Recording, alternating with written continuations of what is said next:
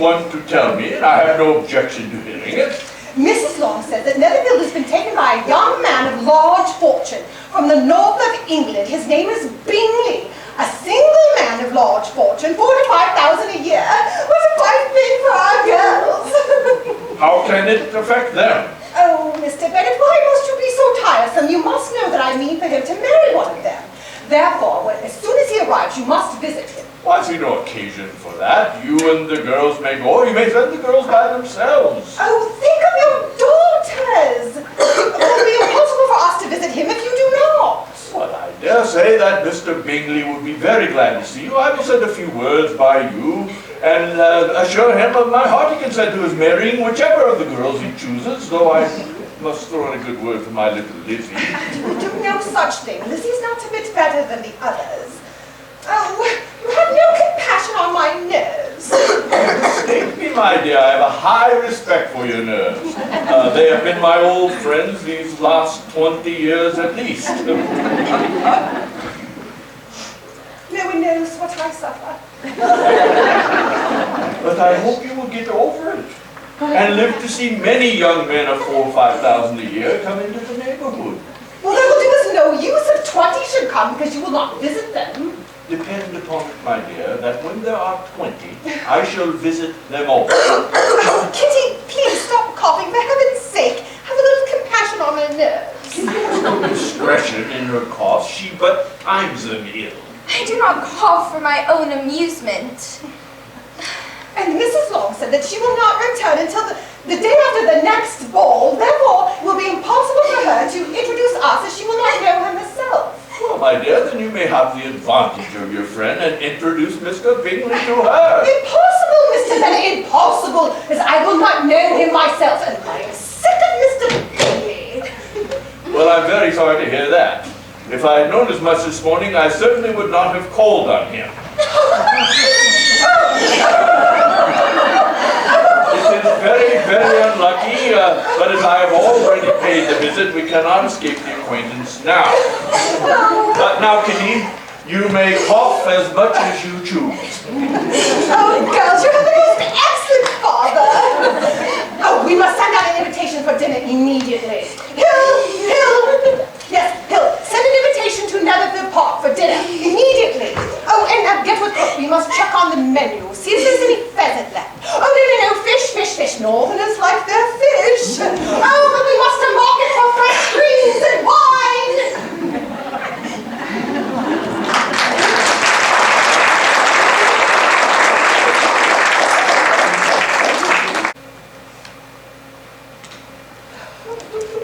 My dear Mr. Bennet. Oh, what a delightful evening. What an exquisite ball. Oh, I wish you had been there. Jane was much admired. Everyone said how well she looked. And Mr. Bingley danced with her twice. Oh, first he asked Miss Lucas, but he did not seem to admire her. No one can, you know. Then he seemed to be quite struck by Jane as she was coming down the dance. So he asked her for the two next. The two third, he asked Miss... Well, if he had any compassion for me, he would not have danced half so much. Or that he had sprained his ankle in that very first dance. Oh, I do like Mr. Bingley. He's so charming. Oh, his sisters are very charming as well. I have never, ever seen anything more elegant than their gowns. Oh, the lace. My dear, please, I beg, spare me any further description of fineries. Oh, well, you know, it's too bad that he couldn't dine with us, though he did promise to join us another time. Oh, as delightful and elegant as Mr. Bingley is, Mr. Bingley's friend is anything but. Oh, darling, I wish you had been there to give him one of your famous set gowns. I quite detest that man. You look like you had a wonderful evening. Oh, Lizzie, Mr. Bingley is just what a young man ought to be. Sensible, good-humoured, and lively. And I never saw such happy manners. So much ease, with such perfect good breeding. He is also handsome, which a young man ought likewise to be if he possibly can. His character is thereby complete. I was very much flattered by him asking me to dance a second time. I did not expect such a compliment. Did not you? I did. What could be more natural than his asking you again? I could not help noticing you're about 5 times prettier than every other woman in the room. He's certainly very agreeable, and I give you leave to like him. You've liked many a stupider person. Dear Lizzie! You're a great deal too apt to like people in general, you know. I've never heard you speak ill of a person in your life. I do not wish to be hasty in censoring anyone, but I always say what I think. I know you do, and it is that which makes the wonder. With your good sense to be so honestly blind to the follies and nonsense of others. Did you like the man's sisters too, did you? They are very pleasing women when conversing with them. Miss Bingley is to live with her brother, and I am very much mistaken if we shall not find a very charming neighbour in her. I'm certain you believe that, Jane. Miss Charlotte? Charlotte! So good to see you again. Please, stay for tea. No, we'll have tea now. I'll fetch Lydia, Kitty and Mary. Oh, Lizzie, he couldn't keep his eyes off of her. Our Jane is beautiful, Charlotte. If I couldn't keep my eyes off her, he didn't stand a chance. He dances divinely. So you did dance with him? Of course. Every single girl was there last night with the sole purpose of dancing with Mr. Bingley. Don't you mean marrying Mr. Bingley? Joking aside, I'm sure that our Jane has fallen quite in love with him. She has such reserve. If she'd only give him some form of encouragement, he would be hers. It is sometimes a disadvantage to be so very guarded. If a woman conceals her affection from the object of it, she may lose her opportunity of fixing him. Bingley likes her sister undoubtedly, but he may never do more than like her if she does not help him on. She does help him on, Charlotte, and as much as her nature will allow. He does not know Jane's disposition as you do. Jane must make the most of every half an hour in which she can command his attention. Once she has secured him, there will be more leisure for falling in love, as much as she chooses. You make me laugh, Charlotte, but it is not sound. You know it is not sound, and that you would never act in this way yourself. You might be surprised, Lizzie, at what one might do to be pleasantly settled. But what do you think of his friend, Mr. Darcy? Well, he is certainly handsome enough, but his manners do not recommend him. He quite turned his back on Jane. Must be suffering from fashion of madness. Oh, Charlotte, just in time for tea. Although it cannot compare to last night's festivities, but you're welcome to indulge. Jane, dear. Charlotte, you did quite well last night. You were Mr. Bingley's first choice. But he seemed to like his second better. Well, I suppose you mean Jane, because he danced with her twice. Yes, indeed. Didn't quite so seem as he admired her, but since I heard something, don't quite know what. Perhaps you mean what I overheard between him and Mr. Robinson. Mr. Robinson's asking him whether he did not think there were a great many pretty women in the room, and which he thought the prettiest, and his answering immediately, why, the eldest Miss Bennet, beyond a doubt. There cannot be two opinions on that point. On my word, it does seem quite decided indeed, though you admired her. But it may all come to nothing. Well, my overhearings were far more positive than Lizzie's. Mr. Darcy is not so well worth listening to as his friend, is he? Poor Eliza, to be only just tolerable in Mr. Darcy's estimation. He's such a disagreeable man. It would be a misfortune to be liked by him. Mrs. Long said he sat next to her for half an hour with not once opening his lips. Miss Bingley told me he never speaks much, unless among his intimate acquaintances. With them he is remarkably agreeable. I do not mind his not talking to Mrs. Long, but I do wish he had danced with Eliza. I wouldn't dance with him if I were you. This man, I may safely promise you never to dance with him. His pride does not offend me so much as pride often does, because there is an excuse for it. If I may so express it, he has a right to be proud. That is very true, and I could easily forgive his pride had he not mortified mine. Pride is a very common feeling, I believe. From all that I have ever read, it is very common indeed, and that human nature is particularly prone to it, and there are very few of us who do not cherish a feeling of self-complacency on the score of some quality or other, real or imaginary. Vanity and pride are all different things, so the words are often used synonymously. A person may be proud without being vain. Pride relates to how one would think of ourselves, vanity to how we would have others think of us. Thank you, Mary.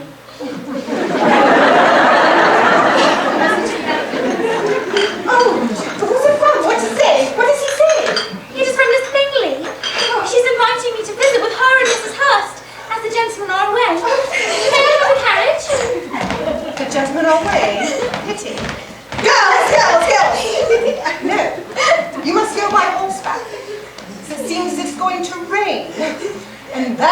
stay all night. That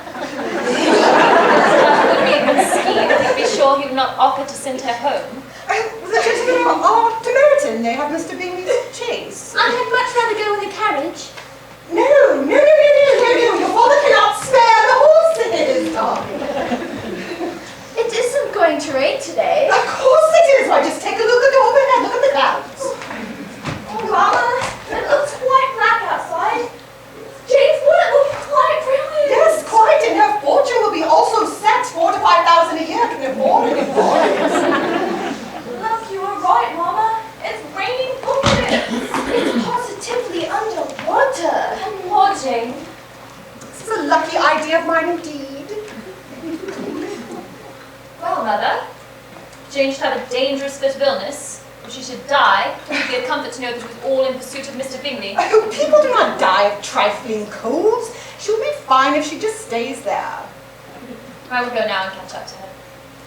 No, you do no such thing. Oh, Lizzie, you always go on and on. She will just be fine and right where she should be. I should be perfectly fit to see Jane, which is all I want. I admire the activity of your benevolence. However, every impulse of feeling should be guided by reason, and in my opinion, exertion should always be in proportion to what is required. Quite right, Mary. Elizabeth, you may go, but not till the morning. And you cannot go out now, out in the rain and the mud. You'll catch your death of cold if you go now.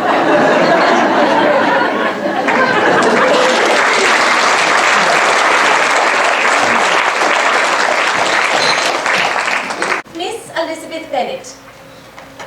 Miss Bennet, what a delightful surprise to see you here so early. We weren't expecting you until later this afternoon. When I received your note saying Jane was ill, I felt I had to come as quickly as possible. Did you walk? Why, yes. In such foul conditions? By yourself? Why, yes, I'm not afraid of little mud, Mrs. Hurst. And I needed to see Jane. It must be 3 or more miles. I love to walk, and 3 miles is nothing when fueled by the love of a sister. Well, I must say, Miss Bennet, walking certainly agrees with you. Your complexion is brilliant. How is Jane this morning? She slept ill and is a bit feverish. Not well enough to leave her room at this time. Shall I take you to her? Yes, please, if it isn't too much trouble. No trouble at all. Take Miss Bennet to see her sister.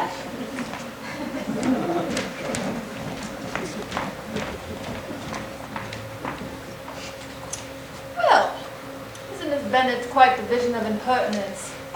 She has nothing to recommend her but being an excellent walker. I shall never forget her appearance this morning. I hope you saw her petticoat. 6 inches deep in mud, I'm absolutely certain. Miss Elizabeth Bennet looked quite well when she came in, and her dirty petticoat quite escaped my notice. You observed it, Mr. Darcy, I am sure. And I am inclined to think that you would not wish to see your sister make such an exhibition. Certainly not. And I can guess the subject of your present shocked reverie. I should imagine not. You are considering how insupportable it would be to pass many days in such society. And indeed, I am quite of your opinion. Imagine the insipidity and yet the self-importance of all those people. What would I give to hear your strictures on them? Your conjecture is totally wrong, I assure you. My mind was more agreeably engaged. I have been meditating on the very great pleasure which a pair of fine eyes in the face of a pretty woman can bestow. Who could possibly credit in inspiring such reflections? Miss Elizabeth Bennet. Miss Elizabeth Bennet? I am all astonishment. How long has she been such a favourite? To walk 3 miles, or 4 miles, or 5 miles, or whatever it is, above her ankles in dirt and mud, and alone, quite alone. It seems to me to show an abominable sort of conceited independence, a most country town indifference to decorum. It shows a love for her sister that is very pleasing. A sister who, you all must agree, smiles too much. Indeed. She shows altogether too much inclination to smile. It might be a sign of mental disturbance. I think she's lovely. Of course you do, Charles dear. Of course you do. I have an excessive regard for Miss Jane Bennet. She's a very sweet girl. I wish with all my heart she were well settled. But with such a father and mother, And such low connections, I'm afraid there's no chance of it. I think I have heard you say that their uncle is an attorney in Meryton. Yes, and that they have another, somewhere near Cheapside. If they had uncles enough to fill all of Cheapside, it would not make them one jot less agreeable. But it would very materially lessen their chance of marrying any men of consideration in the world. Indeed. Obviously. Too common by far. How fares Miss Jane? Comfortable? She's asleep, still fevered but resting. Would you care to join us? Mrs. Hurst and I would like to begin a round of loo. No, thank you. Jane may call for me, and I would loathe to leave you at a loss. I am content to amuse myself for the short time I may be with you. With a book? You prefer reading to cards? That's rather singular. Miss Eliza Bennet despises cards. She is a great reader and has no pleasure in anything else. I deserve neither such praise nor such censure. I am not a great reader, and I have pleasure in many things. In nursing your sister, I'm sure you find great pleasure, and hopefully it will be soon increased by seeing her quite well. Thank you, I am sure it will. Can I fetch you another title? I wish I had more for your benefit, but though I have not many, I have far more than are evidenced in this room. No, thank you. I think I can suit myself just fine with these right here. Is Miss Darcy much grown since the spring? Will she be as tall as I am? I think she will. She is now about Miss Elizabeth Bennet's height. How I long to see her again. I never met with anybody who delighted me so much. So extremely accomplished for her age. Her performance on the pianoforte is exquisite. It amazes me how young ladies have the patience to be so very accomplished as they all are. All young ladies accomplished? My dear Charles, what do you mean? Yes, all of them. They can all net purses, paint tables, and cover screens. I don't think I've ever been introduced to a young lady without being first informed of how very accomplished she was. I do not agree with your estimation of ladies in general. I cannot boast of knowing more than half a dozen in the whole range of my acquaintance that are really accomplished. You must comprehend a great deal in your idea of an accomplished woman. Yes, I do comprehend a great deal in it. A woman must have a thorough knowledge of music, singing, drawing, dancing, and the modern languages. All this she must possess, and to all this she must yet add something even more substantial, an improvement of her mind by extensive reading. I am no longer surprised at your knowing only 6 accomplished women. I rather wonder now at your knowing any. Are you so severe upon your own sex to doubt the possibility of all this? I never saw such a woman. Miss Bennet is requesting your attendance, ma'am. Miss Bingley, Mrs. Hurst, must check on Jane. Elizabeth Bennet is one of those young ladies who seek to recommend themselves to the other sex by undervaluing their own. But in my opinion, it is a very mean art. Undoubtedly, there is a meanness in all the arts which ladies condescend to employ for captivation. Whatever bears affinity to cunning is despicable. I'm so sorry. Jane is worse and I must sit with her. Allow me to send to Longbourn for your things. Certainly. And perhaps you could ask my mother to attend Jane in the morning? Of course. We'll send word right away. Thank you.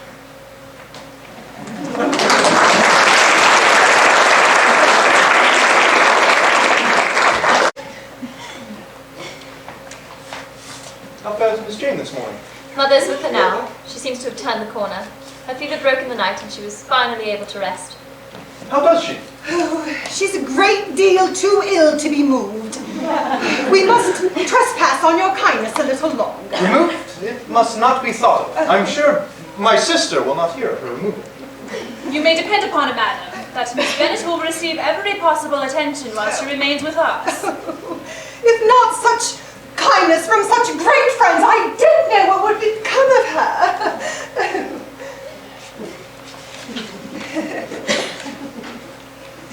Mr. Bingley, you have such a sweet room and such a grand prospect against your gravel walks. I know of no other place in the country that can compare to Netherfield.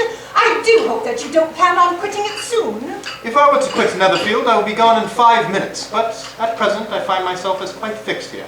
In a country neighborhood, you move in a very confined and unvarying society. But people themselves alter so much that there is something new to be observed in them forever. When I am in the country, I never wish to leave it, and when I am in town, it is very much the same. They each have their advantages, and I can be equally happy in either. That is because you have the right disposition. That gentleman seems seems to think the country is nothing at all. Oh, Mother, no, I think you quite mistook Mr. Darcy. He only meant that there is not such a variety of people to be met with in the country as in the town, which you must acknowledge to be true. Oh, my dear, nobody said anything like that.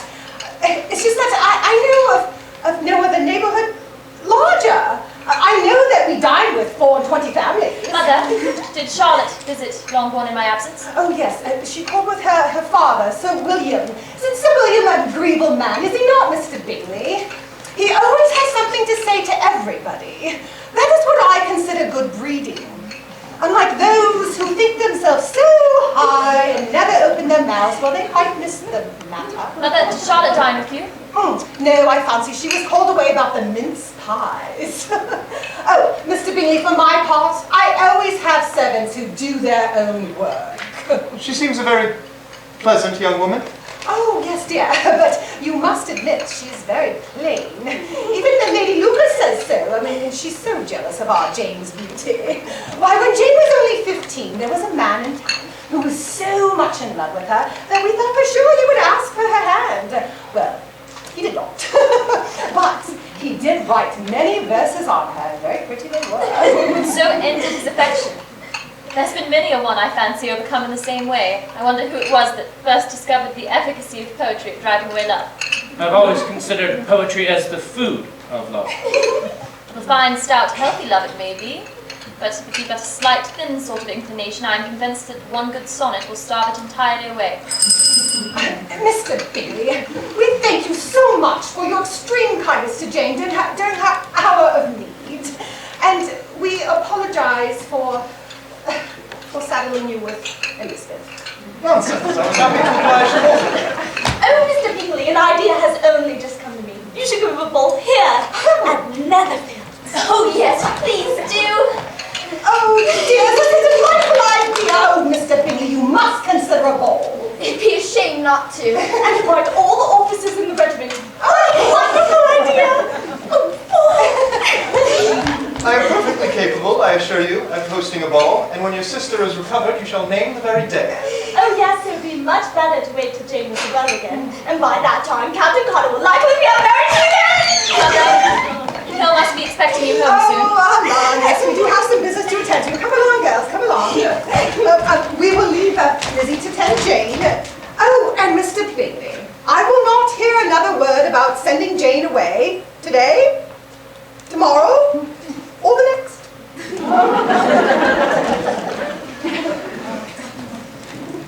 How delighted Miss Darcy will be to receive such a letter.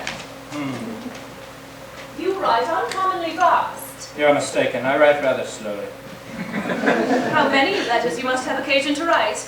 How odious I should think them. It is fortunate, then, that they fall to my lot instead of yours.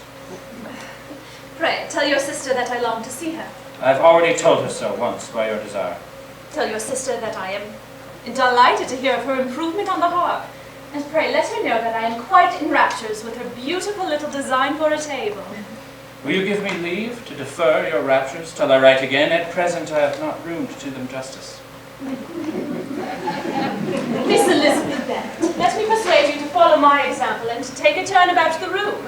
I can assure you it is very refreshing after sitting so long in one attitude. Certainly. Would you care to join us, Mr. Darcy? Thank you, no. I can only imagine but two motives for you choosing to walk up and down the room together, either of which my joining would only interfere. What could he mean? Miss Bennet, can you at all understand him? Not at all. But believe me, he means to be severe on us, and our surest way of disappointing him would be to ask nothing about it. I cannot bear to disappoint Mr. Darcy, so I must ask, whatever can you mean? You either choose this method of passing the evening because you are in each other's confidence and have secret affairs to discuss, or you are conscious that your figures appear to the greatest advantage in walking. If the first, I would be completely in your way, and if the second, I could admire you much better as I sit over here. Shocking! I never heard anything so abominable. How shall we punish him for such a speech? Tease him. Laugh at him. You must know how it is to be done. But upon my honor, I do not. Mr. Darcy is not to be laughed at. It is a great advantage to him, and a great loss to me. I dearly love a laugh. Whims and inconsistencies, follies and nonsense. They do divert me, I own, and I laugh at them whenever I have the chance. But these, I suppose, are precisely what you are without. It has been the study of my life to avoid those weaknesses. Your examination of Mr. Darcy is over, I presume. And pray, what is the result? I am convinced by it that Mr. Darcy has no defect. He clearly said so himself. No, I've made no such pretension. I have faults enough. My good opinion, once lost, is lost forever.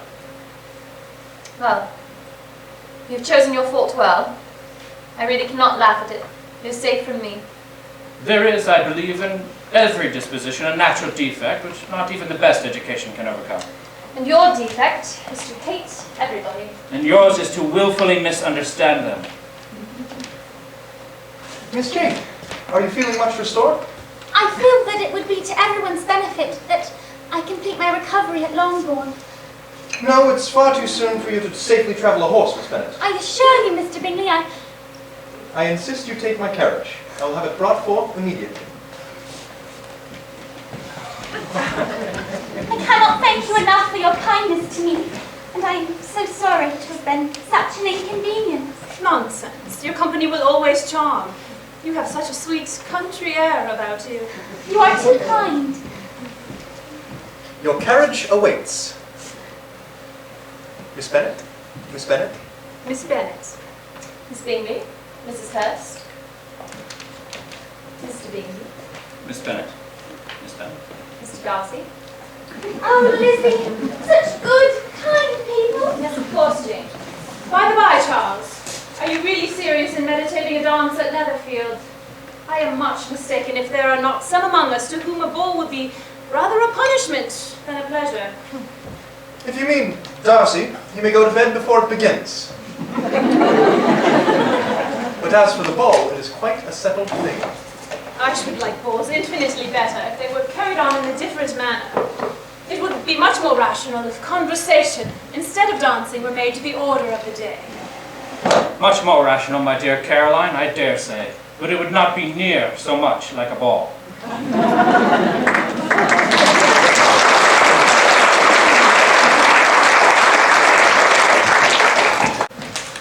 I hope, my dear, that you have ordered a good dinner today, because I have reason to expect an addition to our family party. What do you mean, Mr. Bennet? I know nobody coming.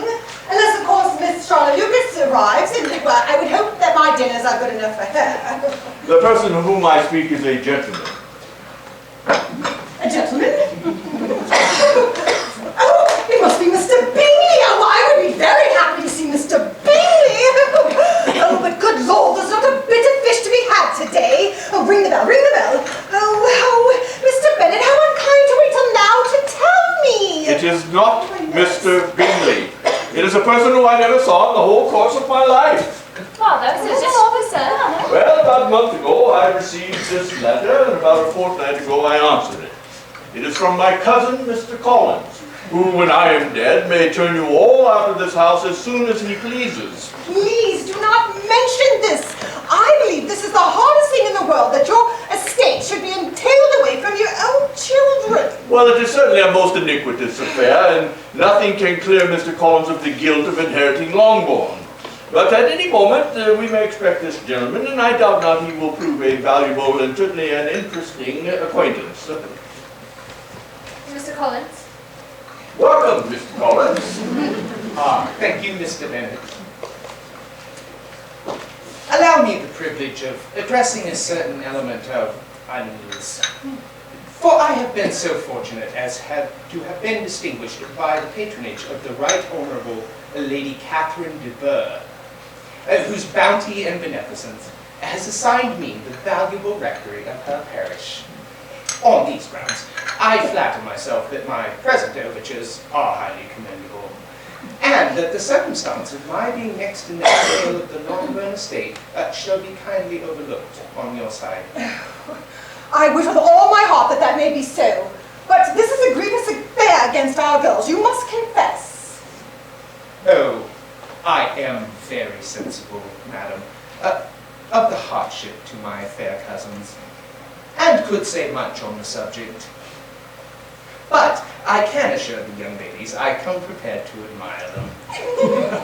I have no doubt to seeing them all, in due time, disposed in marriage. Mr. Collins, why don't you sit here and enjoy some tea with us? Please sit next to Elizabeth, and our eldest daughter, Jane, is just over a cold.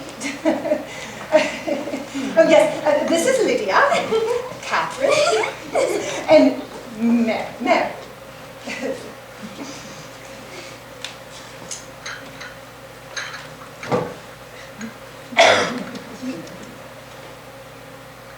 Well, it cannot compare to the elegance and high state of tea at my esteemed patroness, Lady Catherine DeBourgh. I feel I must congratulate you. Your tea is to be highly admired. I beg to know to which of my fair cousins the excellency of its cooking is owing.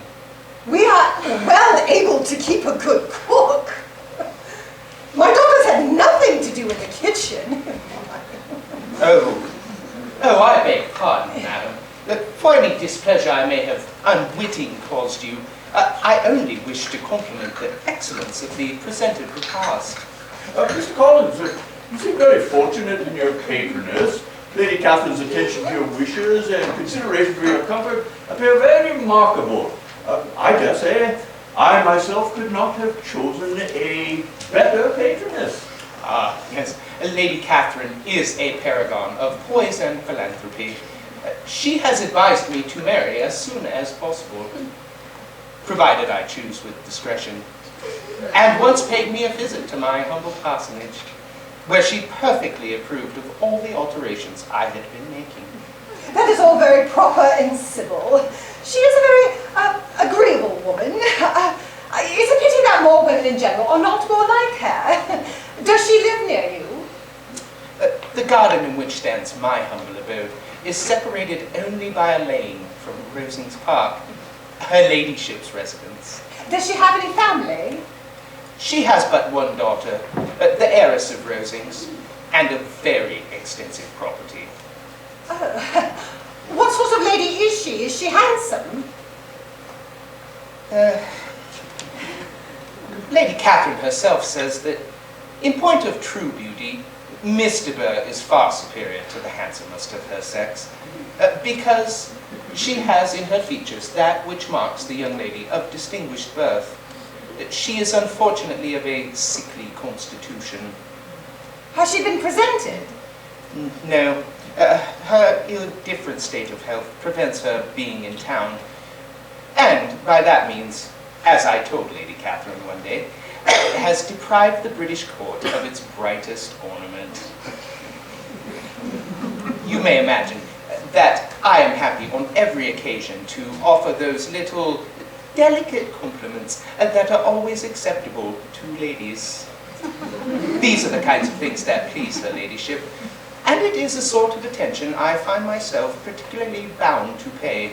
You judge very properly, and how happy for you that you possess the talent of flattering with delicacy. Yes.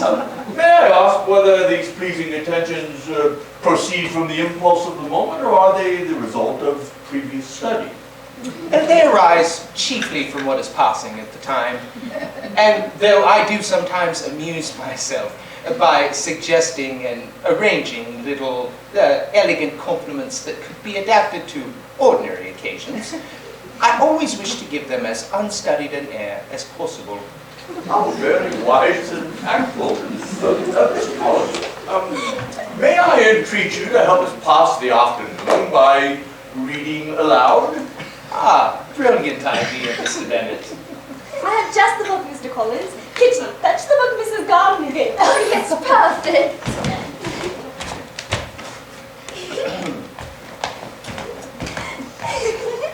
Oh, I must beg your pardon, cousin. I never read novels. Lady Catherine quite agrees. But we are in luck, for I have here in my vest pocket a copy of Fordyce's sermons. Shall we? St. Paul is in fact a better friend to women than has been commonly supposed. He seems to have understood them perfectly, what became them, and to have consulted their interests in more truly than the most Do you know, passionate... Mama, that Uncle Phillips talks as a new He would effectually contribute to both by inculcating everything that can make you at once more amiable and more happy. What I am now to offer will turn on the ornament he first mentions, that women adorn themselves in modest apparel. And if he does, Colonel Forster will never Lydia! My aunt told me herself so on Sergeant. I shall walk to Meryton tomorrow to hear more about it, and to see when Mr. Denny comes back from town. Yes, let's! I have often observed how little young ladies are interested in books of a serious stamp. They're written solely for their benefit. Lydia and Kitty have spoken out of turn. I promise you it will not happen again. If you would just resume your book. No, I assure you, I bear my young cousins no ill will, and will not resent their behavior as an affront.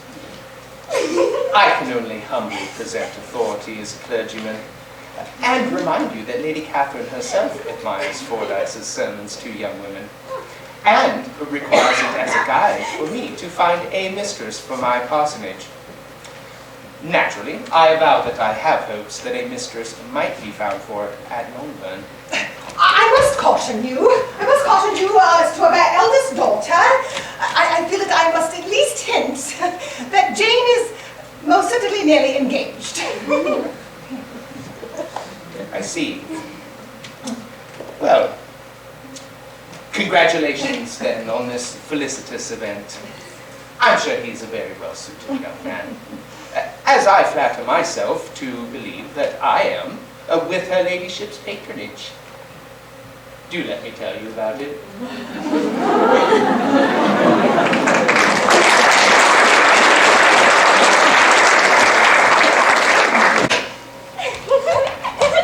I must congratulate you cousins on your wise decision to take in the fresh air of walking. And Lady Catherine always says... Oh, Lord! Elizabeth always makes us walk, even when Papa's carriage is free.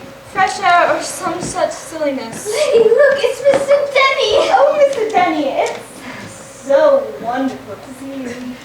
It's wonderful. May I introduce Mr. Wickham? Mr. Wickham, the Miss Bennets. Miss Bennets. Denny, you've grossly under-exaggerated the natural beauty of Meryton and its surroundings. I didn't tell you it rivaled London. Lady DeBourgh says that London is only Mr. good... Denny, do tell us more about London. Oh yes, tell. Miss Bennet, what a happy coincidence. Mr. Bingley, what a pleasant surprise. We were just on our way to Longbourn to inquire after you. But I can see from your glowing countenance that your health has recovered in full. Thank you very much for your concern. I am feeling fully recovered. I was stricken with guilt, knowing that it was your travel to my estate that caused your illness. Oh no, Mr. Bingley. It pains me to think that you felt responsible for the whims of Mother Nature. I also wanted to ensure that you would be in good health for the ball I would be sponsoring. And finding you such, I must offer up invitations to your entire party. This weekend's next, at Netherfield. That is very kind of you, Mr. Bingley, to open Netherfield to a ball. A ball? Mr. Bingley, have you come to make good of your word at last? I have, yes. A ball at Netherfield, as promised, as soon as your sister were recovered to attend. I'm very grateful for your kindness. Mr. Denny, do you hear you must attend? Oh yes, please do. You and Mr. Wickham.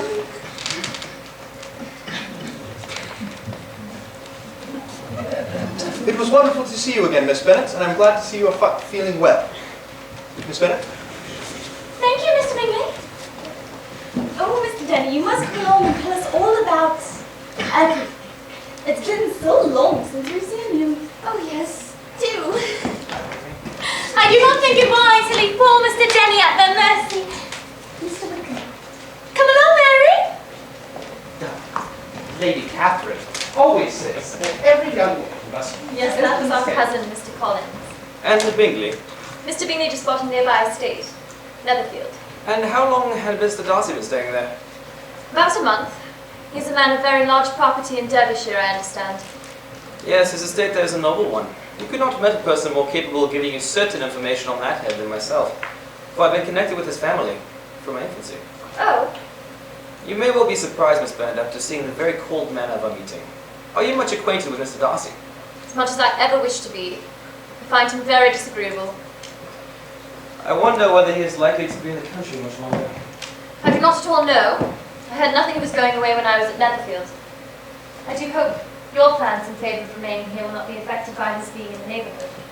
Oh no, it is not for me to be driven away by Mr. Darcy. His father was the truest friend I ever had. My military life is not what I was intended for. The church ought to have been my profession, and I should now at this time have been in possession of a most valuable living. Had it pleased the gentleman we were speaking of just now. Indeed. Yes, the late Mr. Darcy bequeathed me the next opening of the best living in his purview. He was my godfather and excessively attached to me. He meant to provide for me amply and thought he had done it, but it was given elsewhere. What? How can that be? Mr. Darcy asserted I had forfeited all claim to it by extravagant imprudence. In short, anything or nothing. Well, this is quite shocking. He deserves to be publicly disgraced. Sometime or other he will be, but it shall not be by me. Until I can forget his father, I can never defy or expose him. Well, I cannot be so honourable in your stead. Whatever can have induced him to behave so cruelly? A thorough, determined dislike of me. And the late Mr. Darcy liked me less, his son might have borne me better. He had not the temper to bear the sort of competition in which we stood, sort of preference which was often given me. I had not thought Mr. Darcy so bad as this. Though I have never liked him, I have not thought so very ill of him. I wonder that the very pride of Mr. Darcy has not made him too proud to be dishonest. He is careful not to appear to disgrace his family or lose the influence of the Pemberley house. His pride makes him a careful guardian of his sister, and you'll generally hear him cried up as the most attentive and best of brothers. What sort of girl is Miss Darcy? I wish I could call her amiable. It gives me pain to speak ill of a Darcy, but she is too much like her brother. Very, very proud. I'm astonished at Mr. Bingley's intimacy with him. How can Mr. Bingley be in friendship with such a man? He cannot know what Mr. Darcy is. Probably not, but Mr. Darcy can please when he chooses.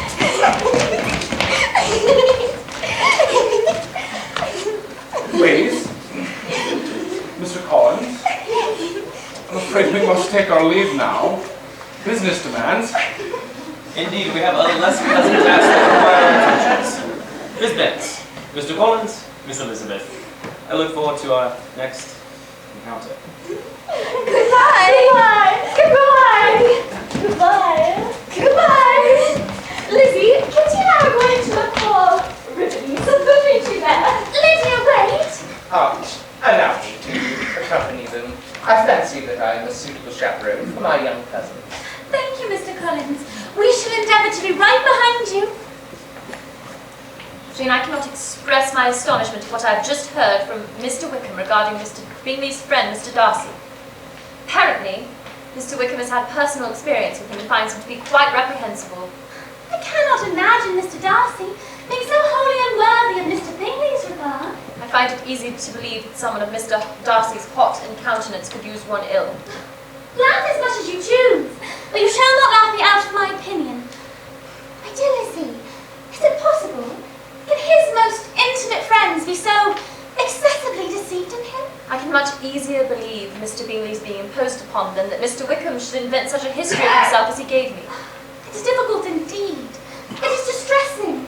One does not know what to think. I beg your pardon, one knows exactly what to think.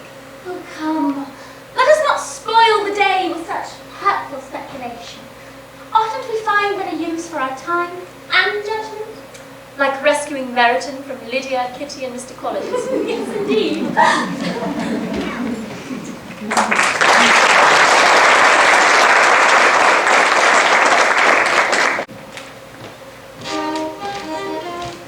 Girls, remember how important this meeting for Jane. Remember. Girls. Oh, Kitty. Have you seen Mr. Wickham? Yes, Mr. Wickham. I am sorry to say, dear ladies, that Mr. Wickham was obliged to go to town on business yesterday and has not yet returned. Mary, behave yourself. I think it no sacrifice to join occasionally in evening engagements. Besides, he has claims on us all, and I profess myself one of those who consider intervals of recreation and amusement as desirable for everybody. Mr. Collins, I find it interesting that you agreed to Mr. Bingley's invitation. Do you not think it improper to join in such an evening's amusements? On the contrary, cousin, neither the Archbishop nor Lady Catherine DeBourgh find any opposition in my venturing to dance. And I should hope to be honoured with the hands of all my fair cousins in the course of the evening. And I take this opportunity to solicit yours, Miss Elizabeth. Mr. Collins, really, you need not restrict yourself to family. Cousin, I find myself rather invigorated by the thought of your company, and dare say that it is of no little pleasure that a woman of your rare wit and vivacity would draw from my company. Mr. Collins, I am sure that Lizzie would be quite happy to reserve dances for a man of your distinction. Oh, how you honour us, and especially at a time when Jane is nearly engaged, as I'm sure that matter is also on Lizzie's mind. Mother, Mr. Collins, I simply cannot in good conscience monopolise all your time. And besides, I made a promise to Lydia and Kitty and Mary that they would all have the opportunity to partner with you at this ball, as they may not otherwise have the chance. You do me great honour, cousin. Of course, I would gladly squire any of my fair cousins, as I have been described as being very light of foot on that stroke. Mr. Collins, you are too kind. May I first have the pleasure of your company to the floor? Me? Oh, you flatter me, Mr. Collins, but as you know, I turned my heel on the walk from the carriage, and I'm afraid it is not yet fully recovered. I should probably wait a bit before daring to stress it with a dancer of your elegance and skill. Dear Charlotte, you can keep me company until you return. Indeed, Miss Bennet, that is very wise. I shall return to your side shortly, after you have fulfilled your sisterly promises. Thank you, please take your time. Pray do not hesitate, should you require me to return sooner. No, really, don't hurry on my account. Oh, Charlotte, thank you for rescuing me. I am much surprised to find you in the company of Mr. Collins, when I expected to see the dashing Mr. Wickham by your side. It is Mr. Darcy's spite that keeps Mr. Wickham away this evening. Miss Bennet, may I apply for your hand in the next dance? Yes, certainly. Of course. Ladies. What was I on about? Yes, certainly, of course. I dare say you will find him very agreeable. That would be the greatest misfortune of all, to find a man agreeable whom one is determined to hate. Do not be a simpleton, and allow your fancy for Wickham to make you appear unpleasant in the eyes of a man 10 times his consequence. No doubt that Jane shall soon be engaged. Mr. Bennet and I are sure he will ask any day now. The only surprise is he hasn't yet. Oh, Charlotte, you must listen to me when I tell you how important it is for a girl to find a husband. I have told her the same thing many times. A girl cannot afford to be too choosy. One never knows how many times opportunity will knock. Oh, Charlotte, I don't mean for you to give up hope. You're not an old maid. Yet. Oh, there's my Lydia. Lydia! Come along, Charlotte.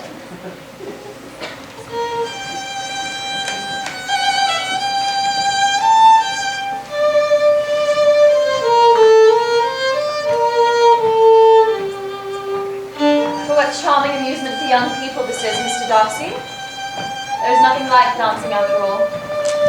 I consider it as one of the first refinements of polished society, don't you? It has the advantage also of being in vogue amongst the less polished societies of the world. Every savage can dance. It is your turn to say something now, Mr. Darcy. I talked about the dance. Now you ought to make some sort of remark on the size of the room or the number of couples. There are a fair number of couples for the size of the room. Very well. That reply will do for the present. Now we may be silent. Are you consulting your own feelings, or do you imagine you're gratifying mine?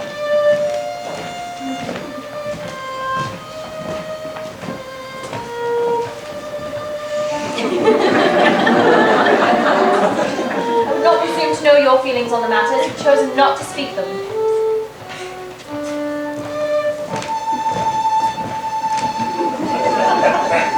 Do you and your sisters make it a habit to often walk to Meryton? Yes, we do. As a matter of fact, when you met us there the other day, we had just been forming a new acquaintance. Mr. Wickham. Mr. Wickham is blessed with such happy manners as may ensure his making friends. Whether he be capable of keeping them is less certain. And so unlucky as to lose your friendship, and in a manner which he's likely to suffer from all his life. Perhaps we should not speak of him. I do not think we were speaking at all. There cannot be two people in the room with less to say for themselves. What think you of books? Books? Oh no, I'm sure we have never read the same, or not with the same feelings. I'm sorry you think so, but if that be the case, there can at least be no want of subject. We may compare our different opinions. No, I cannot talk of books in a ballroom. I once heard you say, Mr. Darcy, that your resentment, once created, is unappeasable.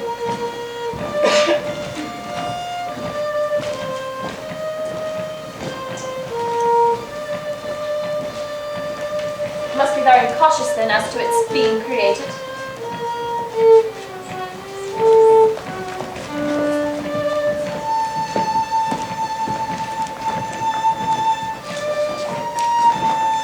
I am. It is particularly incumbent on those who never change their opinions to be secure of judging properly at first. May I ask to what these questions tend? Merely to the illustration of your character. I am trying to make it out. And what is your success? I do not get on at all. I could wish, Miss Bennet, that you were not to sketch my character at the present moment, for there is reason to fear that the performance would reflect no credit on either. If I do not take your likeness now, I may not have another opportunity. I would by no means suspend any pleasure of yours. But I must now take my leave. Miss Bennet. Lizzie, did I see you dancing with Mr. Darcy? Yes. But I wish to know what you've learnt from Mr. Bingley about Mr. Wickham. Mr. Bingley is quite ignorant of the circumstances which principally offended Mr. Darcy, but he is perfectly convinced that Mr. Wickham is by no means a respectable young man, and has deserved to lose Mr. Darcy's regard. He does not know Mr. Wickham himself. No, he never saw him until the other morning at Meryton. This account then is what he's received from Mr. Darcy. Excuse me not believing him, but cannot readily believe his defence of his friend. I have just found out by a singular accident that there is now in the room a near relation of my patroness. I am most thankful that this discovery has been made in time for me to pay my respects to him, which I shall now do, and entrust that he will excuse me not having done it earlier. No, you are not going to introduce yourself to Mr. Darcy. Indeed I am. I believe he is Lady Catherine's nephew. It is within my power to assure him that her ladyship was quite well yesterday's night. Really, I must dissuade you. I think you would consider it an impertinence. My dear Miss Elizabeth, I have the highest opinion in the world, and your excellence in judgment in all matters. But permit me to follow the dictates of my conscience on this occasion. I expect nothing but that Jane shall soon be married to Mr. Bingley. He's such a charming man. Oh, I wish for you that you will be equally fortunate with Charlotte, though she clearly lacks Jane's beauty and good temperament. Mother, please speak lower so that Mr. Darcy does not overhear. Don't be silly. We owe him no obligations, to say nothing that he would not want to hear. For heaven's sake, madam, speak lower. What advantage can it be to you to offend Mr. Darcy? You will never recommend yourself to his friend by so doing.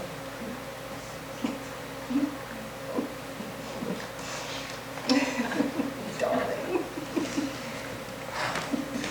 I have no reason, I assure you, to be dissatisfied with my reception. Mr. Darcy seemed much pleased with the attention. He answered me with the utmost of civility. Upon the whole, I am quite pleased with him. Oh, what a remarkable, good kind of young man you are! Yes.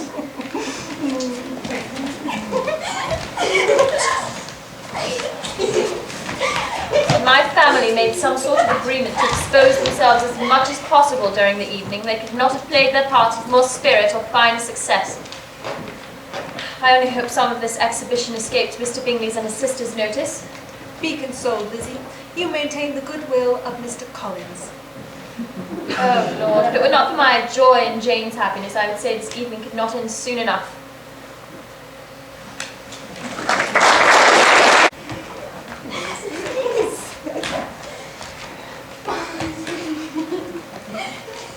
Madam, may I solicit for the honor of a private audience with Miss Elizabeth? What? Yes!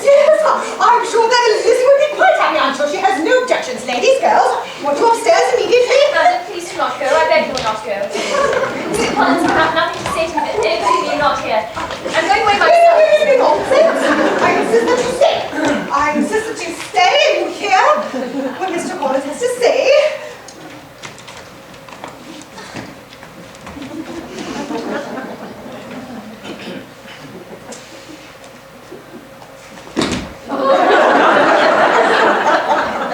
My dear Miss Elizabeth, you can hardly doubt the purport of my discourse. However, your natural delicacy may lead you to dissemble. Almost as soon as I entered the house, I singled you out as the companion of my future life. But before I run away with my feelings on the subject, perhaps it would be advisable for me to state my reasons for marrying. First, that I think it is a right thing for every clergyman to set the example of matrimony for his parish. Secondly, that I am much convinced that it will add very greatly to my happiness. And thirdly, which I ought to have mentioned earlier, it is the particular advice and recommendation of the right honourable lady whom I have the honour of calling patroness. And now, nothing remains for me but to assure you, in the most animated of languages, of the violence of my affections. You are too hasty, sir. You forget that I have made no answer. Allow me to do it without further loss of time. I thank you for the honour you've done me in your proposals. I'm quite sensible to the honour, but to accept them is absolutely impossible. I am not now to learn that it is usual for young ladies to first reject the addresses of the man whom they secretly mean to accept, and that sometimes the refusal is repeated a second, or even a third time. I am therefore by no means discouraged by what you have just told me, and I shall hope to lead you to the altar ere long. Really, Mr. Collins, what I have hitherto said can appear to you as any form of encouragement. I know not how to express my refusal in any way as to convince you of its being one. You must give me leave to flatter myself, my dear cousin, that your refusal of my addresses are merely words of course. My reasons for believing this are briefly these. It is not apparent to me that my hand is unworthy of your acceptance. My situation in life, my connections to the family of DeBourgh, and my relation to your own are all circumstances highly in my favour. And it is by no means certain that another such offer of marriage may ever be made you. As I must therefore conclude, you are not serious in your rejections of me, and only wish to increase my love by suspense, according to the practice of elegant young females. I have no pretensions to that sort of elegance which consists in tormenting a respectable man. I thank you again and again for the honour you have done me in your proposals, but to accept them is absolutely impossible. You are uniformingly charming. Oh. May I take the liberty of congratulating you on the happy prospect of our nearer connection, Mr. Collins? Oh, I thank you, Mrs. Bennet. As young women are wont to do, Mrs. Bennet has made the requisite refusal. But I have no reason to trust that the end result I should be satisfied with, since the refusal which my cousin steadfastly gave me can no doubt flow from her bashful modesty and genuine delicacy of her character. Depend on it, Mr. Collins, that Lizzie shall be brought to reason. I shall go to Mr. Bennet immediately. Oh, Mr. Bennet, you must make Lizzie marry Mr. Collins, for she has vowed she will not take him, and I fear if you do not take haste, then he may decide not to have her. I have not the pleasure of understanding you. Mr. Collins and Lizzie. Lizzie declared that she will not have him, and I'm afraid that he will decide not to have Lizzie. And what am I to do? Oh, you must insist that she marry him. Well, let us seek her out. She shall hear my opinion. She's gone to the garden.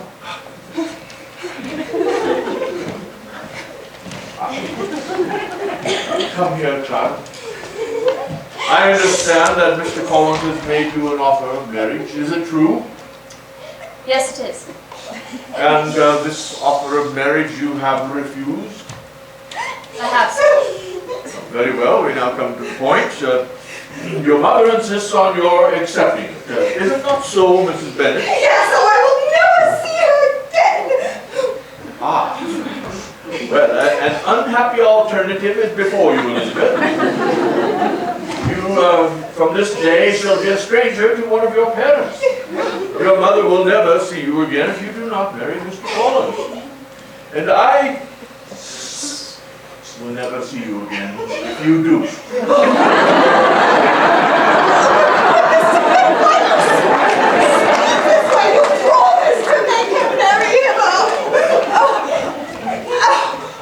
Miss Charlotte Lucas, ma'am. Oh, Charlotte, I'm glad you've come, for there is such fun. What do you think has happened this morning? Mr. Collins has made an offer to Lizzie, and she will not have him. Oh, Charlotte, tell me why. Lizzie has refused Mr. Collins. Charlotte, dear, come to me, for I have been abandoned. No one cares about my nerves. I shall not be able to keep you. Oh, no one knows how I suffer. It is always true. Those who do not complain are never pitied. Girls, hold your tongues, all of you, so that I may speak with Mr. Collins. Now go, shoot! Oh, Mr. Collins. My dear madam, you will not, I hope, consider me in showing any disrespect to your family by thus withdrawing my pretensions to your daughter's favour. Oh no, Mr. Collins, it is Lizzie who bears the shame of fault for not seeing having the good sense. Oh, the shame! Oh, the shame of my nerves! I must go and rest before the shame carries me away. Oh, Mr. Collins, sir. I was just leaving. Ah, Miss Lucas. A pleasure to see you again so soon. May I have the honour of walking you out?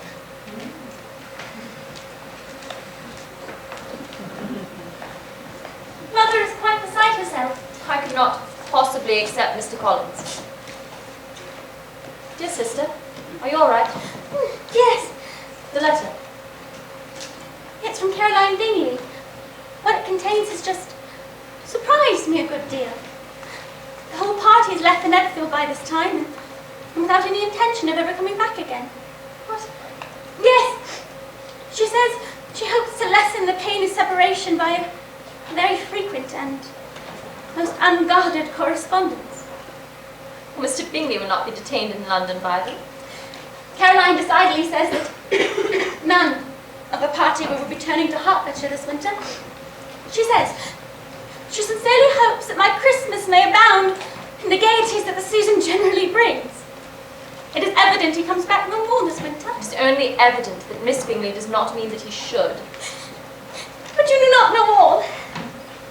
I will read to you the part which particularly hurts me. Mr. Darcy is impatient to see his sister. And to confess the truth, we dare to entertain the wish of her being hereafter our sister. My brother greatly admires her already. Is it not clear enough? Does it not expressly declare that Caroline neither expects nor wishes me to be her sister? Can there be any other opinion on the subject? Yes, there can, for mine is totally different. Will you hear it? Most willingly. All right. Caroline follows her brother to London in hopes of keeping him there and persuading him that he does not care about you. Really, Jane, you ought to believe me. No one who's ever seen you together can doubt his affection. Had Miss Bingley seen half as much love in Mr. Darcy for herself, she would have ordered her wedding clothes. Caroline Bingley is incapable of willfully deceiving anyone. And all I can hope in this case is that she is deceiving herself. Of course, believe her to be deceived, by all means. You have now done your duty by her and can fret no longer. Lady and Miss Lucas. Charlotte, thank heavens you have come back. It was an absolutely tempestuous day. I can't wait to tell you about it. I have something to tell you too. Oh, what is it? A secret? Not for long. Lizzie, I'm engaged to Mr. Collins. Engaged? To Mr. Collins? That isn't possible. Why should you be surprised, my dear Liza? Do you think it impossible that Mr. Collins should be able to procure any woman's good opinion? Because he was not so happy as to succeed with you. No, no, Charlotte. The prospect of your relationship is highly gratifying to me. I wish you every happiness. But really, Mr. Collins? You must be surprised. Very much surprised. So lately as Mr. Collins was wishing to marry you. I'm not romantic, you know. I never was. I ask only a comfortable home, and considering Mr. Collins' character, connection, and situation in life, I am convinced that my chance of happiness with him is as fair as most people could boast upon entering the marriage state. I shall depend on hearing from you very often, Eliza. That you certainly shall. Will you come and see me? Of course, Charlotte. Thank you, Elizabeth. Well, I must take my leave. Mother and I have much to prepare. Elizabeth? Jane? I wish you every happiness, Charlotte. Thank you.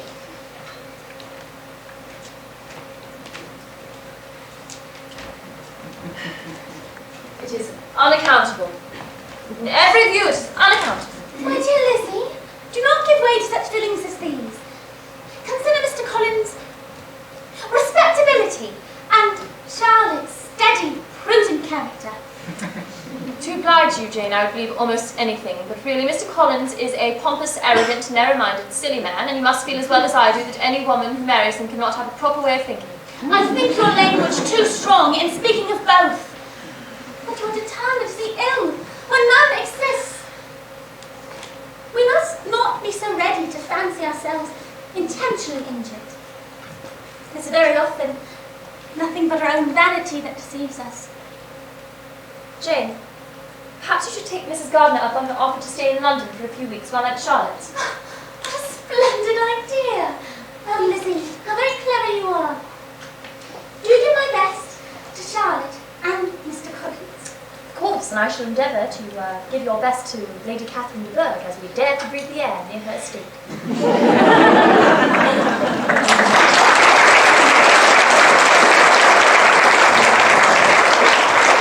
So, Miss Bennet, how many sisters do you have? 4. 1 older and 3 younger. I see. And are they all handsome? Likely to be married? I think them quite handsome. As to marriage, it is not for me to say. Do you play and sing, Miss Bennet? A little. Our instrument here is a capital one, probably superior to any you've played. Do your sisters play and sing? One of them does. Why did you not all learn? You ought all to have learned. The Miss Webbs all play, and their father has not so good an income as yours. Do you draw? Not at all. What? None of you? Not one. That is very strange. But I suppose you had no opportunity. Has your governess left you? We never had any governess. What? No governess? 5 daughters brought up at home without a governess? Never heard of such a thing. Your mother must have been quite a slave to your education. Oh my, no. That certainly was not the case. Then who taught you? Who attended to you? Without a governess, you must have been neglected. Compared to some families, perhaps we were. Well, If I had known your mother, I should have most strenuously advised her to engage one. I always say, nothing is to be done in education without steady and regular instruction, and nobody but a governess can give it. Are any of your younger sisters out, Miss Bennet? Yes, ma'am. All. Oh, all? What, all 5 out at once? The younger one's out before the elder ones are married. And you only the second. Your youngest sisters must be very young. Yes, my youngest is not 16, but really I think it would be hard on youngest sisters not to have their share of society or amusement because the older have not the means or inclination to marry early. I do not think it would be very likely to promote sisterly affection. Upon my word, you speak your opinion very decidedly for so young a person. Pray, what is your age? Well, with 3 younger sisters grown up, your ladyship can hardly expect me to own it. Oh, you could be hardly more than 20, therefore you need not conceal your age. I am not 1 and 20. Lady Catherine, Cousin Anne. Darcy, do come in and have a seat. You as well, Fitzwilliam. I'm sure you remember Mr. and Mrs. Collins. This is Miss Elizabeth Bennet of Longbourn. Miss Bennet, my nephew. Mr. Darcy of Pemberley.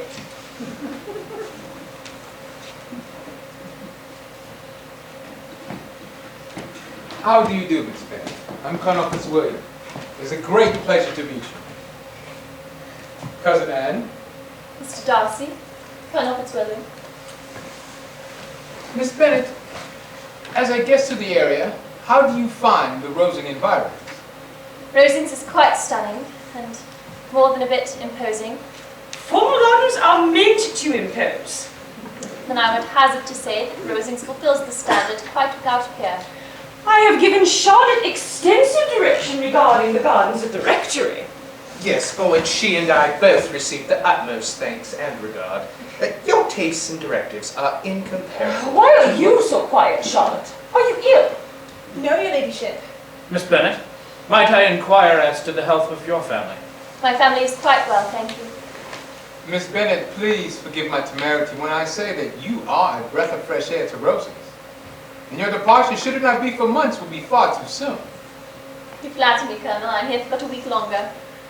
Well, our loss will certainly be their great fortune. Thankfully, I will not have to bear your absence for long, for I have obligations that will take me to London a mere 4 days after. Perhaps, before I leave, I can further show you Rosings. That would be most pleasant, sir. Yes? Why, that is music to my ears. What is that you are saying, Fitzwilliam? What are you telling Miss Bennet? Let me hear what it is. We are speaking of music, madam. Of music, then pray speak aloud. It is of all subjects my delight. There are few people in England, I suppose, who have more true enjoyment of music than myself, or a better natural taste. If I had ever learned, I should have been a great proficient. And so would Anne, had her health allowed her to apply. I am sure she would have performed delightfully. How does Georgiana get on, Darcy? Georgiana's proficiency grows daily, madam. She practices very constantly. Good. So much the better. It cannot be done too much. In fact, Miss Bennet, why don't you play for us now? Really? A bit of musicality would not be amiss. Your ladyship, I'm quite a novice and not prepared to play for such distinguished company. Play now, and we shall be the judge of your preparedness.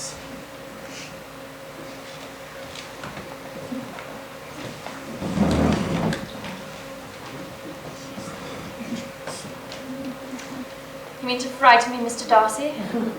Coming in all this state to hear me? You could not really believe me to entertain any design of alarming you. I've had the pleasure of your acquaintance long enough to know that you find great enjoyment in occasionally professing opinions which, in fact, are not your own. Darcy? Your cousin will give you a very pretty notion of me, and teach you not to believe a word I say. Really, Mr. Darcy, it is very ungenerous in you to disclose all you knew to my disadvantage in Hertfordshire, for it is provoking me to retaliate. And such things may come out as will shock your relations to hear. Pray, let me hear what you accuse him of. I should like to know how he behaves among strangers. You shall hear it then, but prepare yourself for something very dreadful. The first time of my ever seeing Mr. Darcy, you know, was at a ball, and what do you think he did? He danced only 4 dances, though gentlemen were scarce, and more than one young lady was sitting down in want of a partner. I had not at that time the honour of knowing any lady in the assembly beyond my own party. True, and no one can ever be introduced in a ballroom. I certainly have not the talent of conversing easily with those I've never seen before. What are you on about, Darcy? Fitzwilliam! Miss Bennet would not play at all amiss if she practised more. She's a very good notion of fingering, though her taste is not equal to Anne's. Anne would have been a delightful performer had her health allowed her to learn. You are looking very well tonight, Anne. She has just returned from taking the waters at Bath. You haven't taken ill, have you? No more than usual. Are you tired, Miss Bennet? I don't recall the composition ending there. Perhaps you should begin again.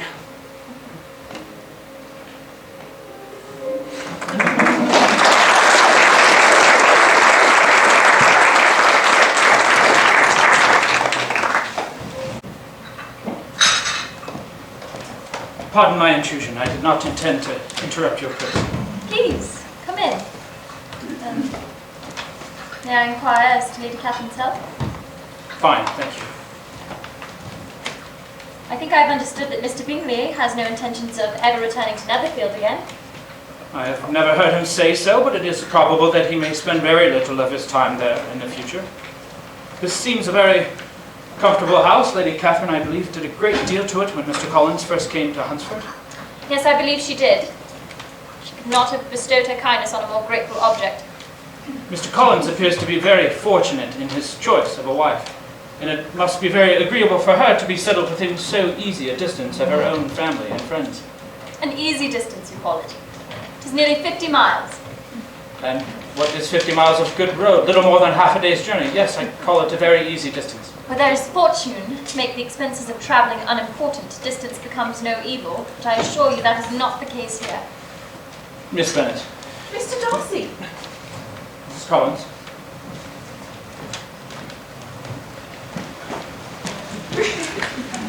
What can be the meaning of that? I have no idea. I can only surmise that you must have nothing better to do. Mr. Darcy visiting our humble parsonage, Mr. Collins will swoon. Hello, then. Ah, Miss Bennet. Just who I was hoping to find. Would you care to take a walk with me around Rosings Park? I hear it is quite awash in bloom. I vow it is. Charlotte and I walk around nearly once a day. I did not know you ever walked this way. I've been touring the park, as I generally do every year. You certainly leave Kent on Saturday. Yes, unless Darcy backs off again. But I am at his disposal. He arranges his business just as he wishes. I do not know anybody who enjoys the power of doing what he likes more than Mr. Darcy. Yes, he enjoys to have his own way. Very well. But we all do. It is just that he has the means to do it better than many others, because he is rich, and many others are poor. I speak feelingly. A younger son, you know, must be inured to all self-denial and dependence. Now really, what can a younger son of an earl know of either? Tell me seriously, when have you ever been deprived by want of money from going wherever you chose, or having whatever you had a fancy for? Yes.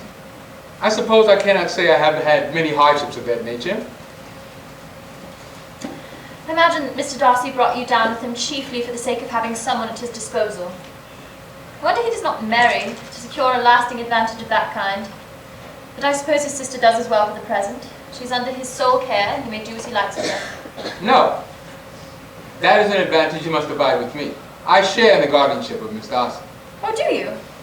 Does your charge give you much trouble? Young ladies of her age often are difficult to manage, and if she's got the true Darcy spirit, she may like to have her own way. Why would you suppose Miss Darcy likely to cause us any uneasiness? Oh, you need not be frightened. I never heard any harm of her. She is a great favourite of some of the ladies of my acquaintance, Mrs. Hurst and Miss Bingley. Yes. Their brother is a great friend of Darcy. Yes, Mr. Darcy is uncommonly kind of him, and kind to him and takes a prodigious deal of care of him. Yes, I believe he does take care of him. From something he said to me on our journey hither, I think Bingley to be very much indebted to him. Whatever can you mean? What he told me was this, that he congratulated himself on having lately saved a friend from the inconveniences of a most imprudent marriage. Why was he to be the judge? You are disposed to call his interference officious. I just do not see what right Mr. Darcy had to interfere in his friend's connections. Colonel Fitzwilliam, I am suddenly taken with a terrible headache. I hope you will not be terribly offended if I plead illness and remove myself from our tour. Of course not. Shall I fetch a doctor? No, really, I think I'll just lie down for a bit. Of course. Ever your servant.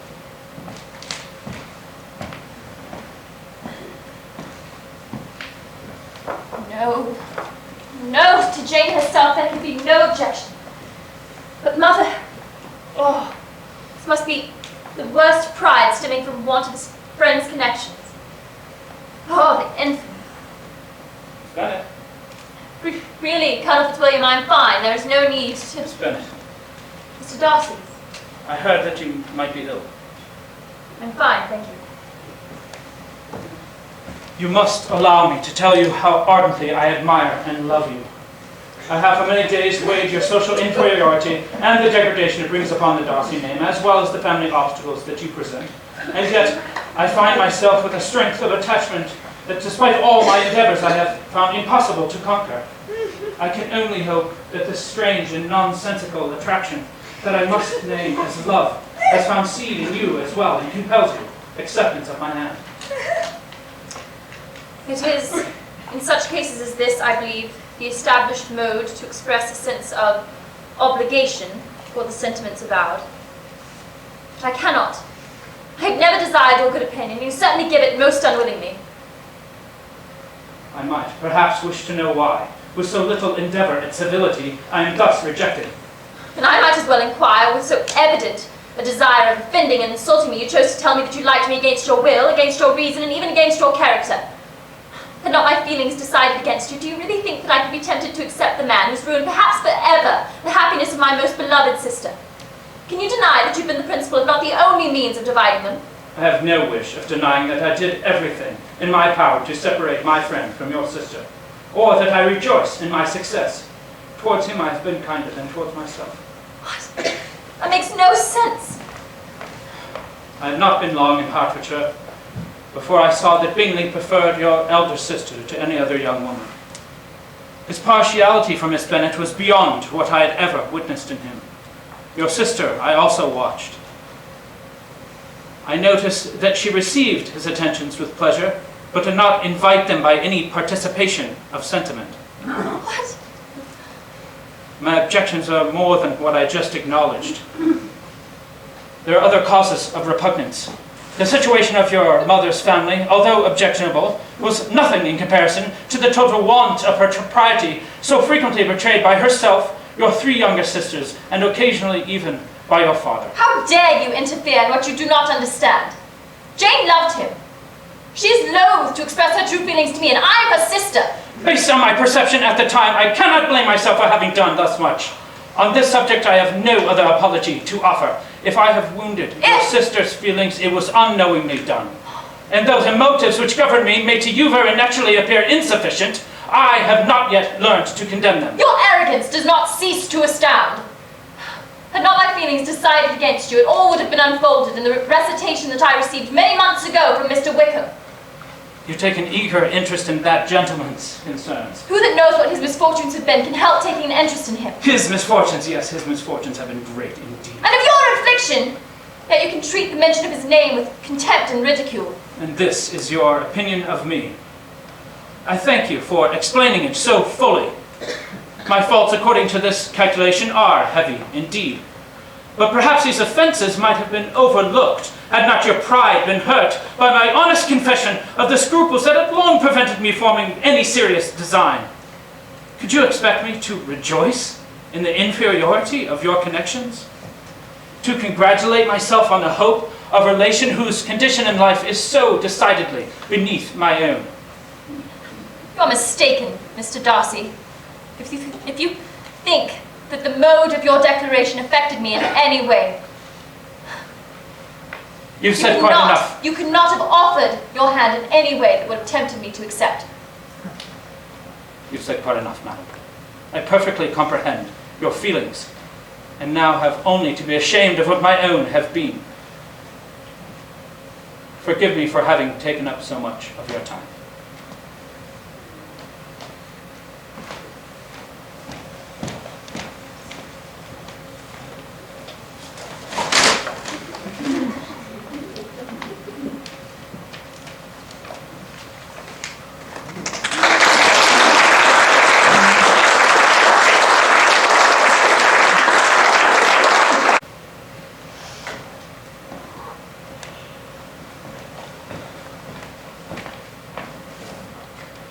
Would you do me the honor of reading that letter? Be not alarmed, madam, by the apprehension of its containing any renewal of those offers which were last night so disgusting to you.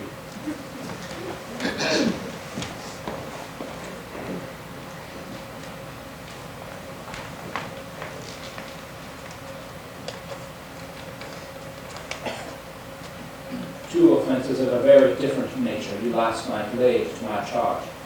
The first I have already explained, and the other was that in defiance of all that is good and right, I had ruined the prosperity and prospects of Mr. Wickham, the companion of my youth and acknowledged favourite of my father. Mr. Wickham is the son of a man who had for many years the management of all Pemberley estates. My father supported Mr. Wickham at school and afterwards at Cambridge, and hoping the church would be his profession, intended to provide for him in it. My excellent father died about 5 years ago, and in his will he particularly recommended it to me to promote his advancement. Within half a year, Mr. Wickham wrote to inform me that, having finally resolved against taking orders, he hoped I should not think it unreasonable for him to expect some pecuniary advantage. I knew that Mr. Wickham ought not to be a clergyman. The business was therefore soon settled. He resigned all claim to assistance in the church and accepted in return £3,000. Following several more denied requests for exorbitant funds, all connection between us seemed dissolved. And last summer, he was again most painfully obtruded upon my notice. I must now mention a circumstance which I would wish to forget myself, in which no obligation less at present should induce me to unfold to any human being. But I feel no doubt of your secrecy. My sister, who was more than 10 years my junior, was left to the guardianship of my mother's nephew, Colonel Fitzwilliam, and myself. About a year ago, she went with her head mistress to Ramsgate, and thither also went Mr. Wickham. And he so far recommended himself to Georgiana that she was persuaded to believe herself in love and to consent to an elopement. What? This cannot be. He was then but 15. You may imagine what I felt and how I acted. Mr. Wickham's chief object was unquestionably my sister's fortune, which is £30,000. But I cannot help also supposing that the hope of revenging himself on me was a strong inducement. This, madam, is a faithful narrative of every event in which we have been concerned together. I will only add, God bless you, Fitzwilliam Darcy. No. No, how despicably I am. Elizabeth, are you all right? I have been so blind. Blind, partial, prejudiced, and absurd.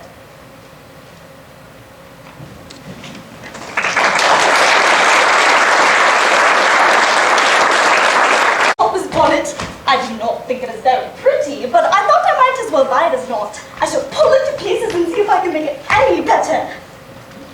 That may well be the ugliest bonnet I have ever had the honor of seeing. Jane. I refuse to take a stand in this, except to suggest that it might have been a more flattering colour. And style, and shape. Oh, Jane, just admit it. Lydia, that is a hideous bonnet. Oh, but there were 2 or 3 much uglier in the shop. Besides, it does not much signify when one wears the summer after the militia has left Meryton. Indeed. Just think what a miserable summer we shall have. It'll be horrible. There'll be no one left in Meryton at all. Far be it from me, my dear sisters, to depreciate such pleasures of company. They would doubtless be congenial with the generality of female minds, but I confess, they hold no charms for me. I should infinitely prefer a book. Ooh, Tish. Well, now let us be quiet, comfortable, and snug, and hear what has happened to you all since you went away.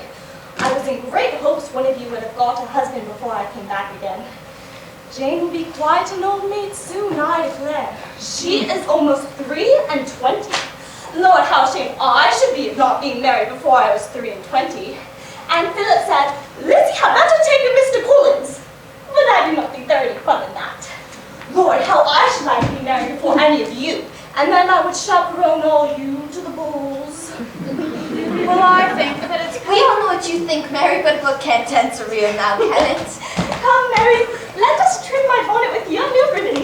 Yes, Lydia! Yes, So, Lizzie, your sister is crossed in love, I find. Well, I congratulate her. Next to being married, girl likes to be crossed in love a little, now and then. It gives her something to think of and a sort of distinction among her companions. When is your turn? Well, let Wickham be your man. He is a pleasant fellow and would jilt you most creditably. Thank you, Father, but a less pleasant man would suit me just fine. Besides, we cannot all expect Jane's good fortune. True, but it is a comfort to think that whatever of that kind may befall you, you have an affectionate mother who will make the most of it. Thank you, Father, for your kind words of wisdom. I am glad you are come back, Lizzie.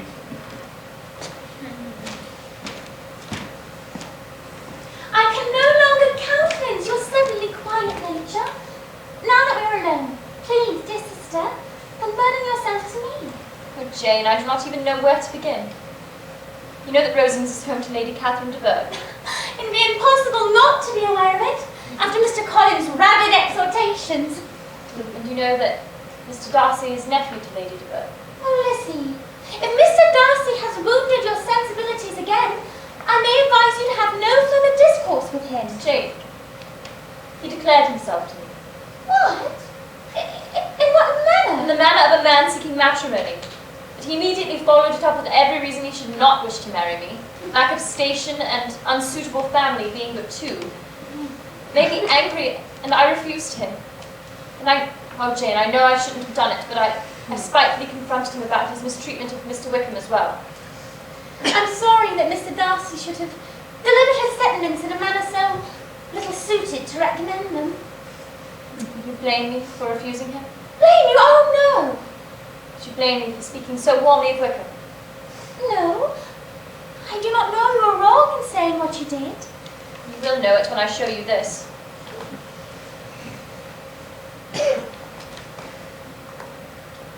No. Oh, no. Oh, Lizzie, can this possibly be true? For my part, I am inclined to believe Mr. Darcy. I do not know when I have been more shocked. Mr. Wickham, so very bad! And poor Mr. Darcy!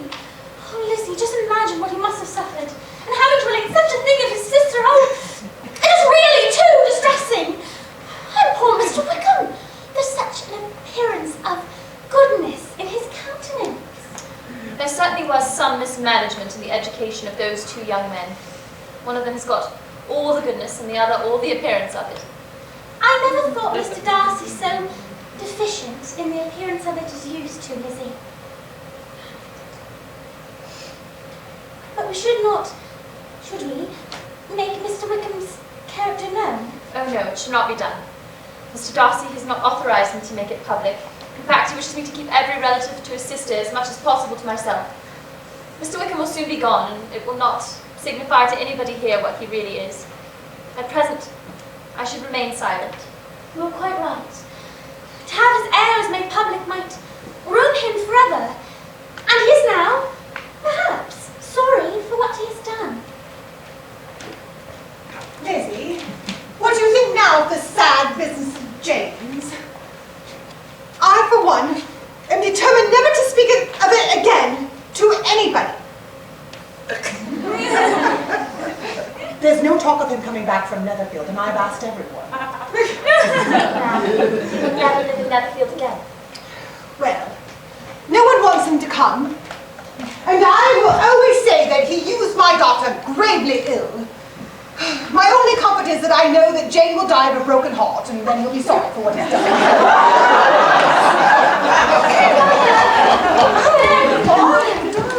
What is it?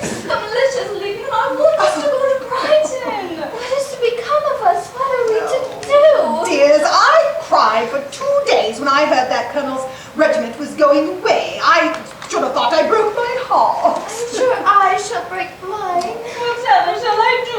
Oh, my dear Lydia, I have a surprise for you. Just today you received an invitation from Mrs. Forster, the wife of the Colonel. She's asked you to accompany her to Brighton. Really? Mrs. Forster's such a kind, dear soul. Whatever shall I wear? I must have new ribbons. Cousin Kitty, you must help me pack my trip. I cannot see why Miss Forster should not ask me as well as Lydia.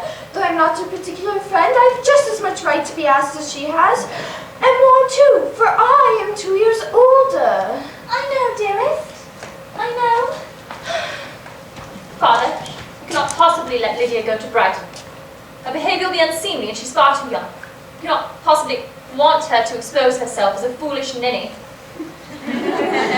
Well, Lydia will never be easy until she exposes herself in some public place or other. And we can never expect her to do it with so little expense or inconvenience to her family as under the present circumstances.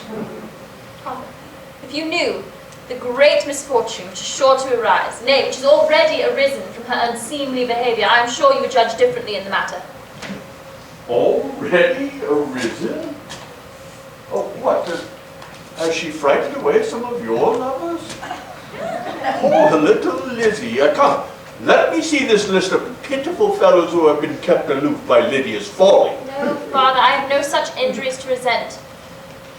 Forgive me, for I must speak plainly. If you do not take the trouble of checking her exuberant spirits, she'll soon be the most determined flirt that ever made herself or her family ridiculous. Well, do not make yourself uneasy, my love. Wherever you and Jane are known, you will be respected and valued, and will not appear to less advantage for having a couple of, or may I say, 3 very silly sisters. There will be no peace at Longbourn if Lydia does not go to Brighton, excuse me, but if we must let her go then. Colonel Forster is a sensible man, and he will keep her out of any real mischief. Luckily, she is too poor to be an object of prey to anyone. At any rate, she cannot grow many degrees worse without authorizing us to lock her up for the rest of her life.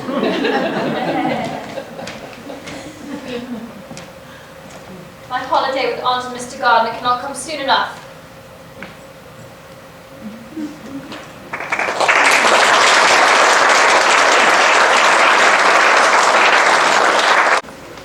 Aunt, what a wonderful tour. Derbyshire is gorgeous. Where are we headed next? My love, should you not like to see a place in which so many of your acquaintances are connected? Pemberley. Wickham passed all his youth there, you know. I must admit I'm tired of seeing great houses after going over so many. I have no pleasure in fine carpets or satin curtains.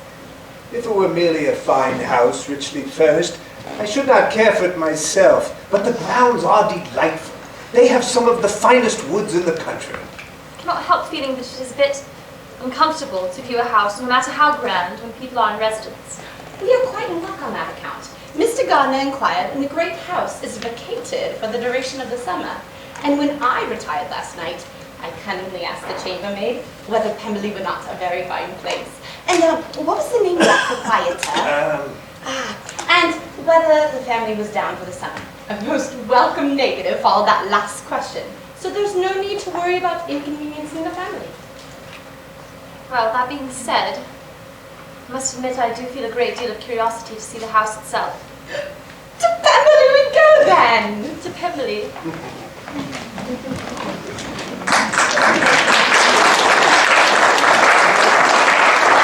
So, is the master of the house really absent? He is. but we expect him tomorrow with a large party of friends. In the foyer over here, we have a picture of a young gentleman, the son of my late Master Stewart, who had been brought up by him at his own expense.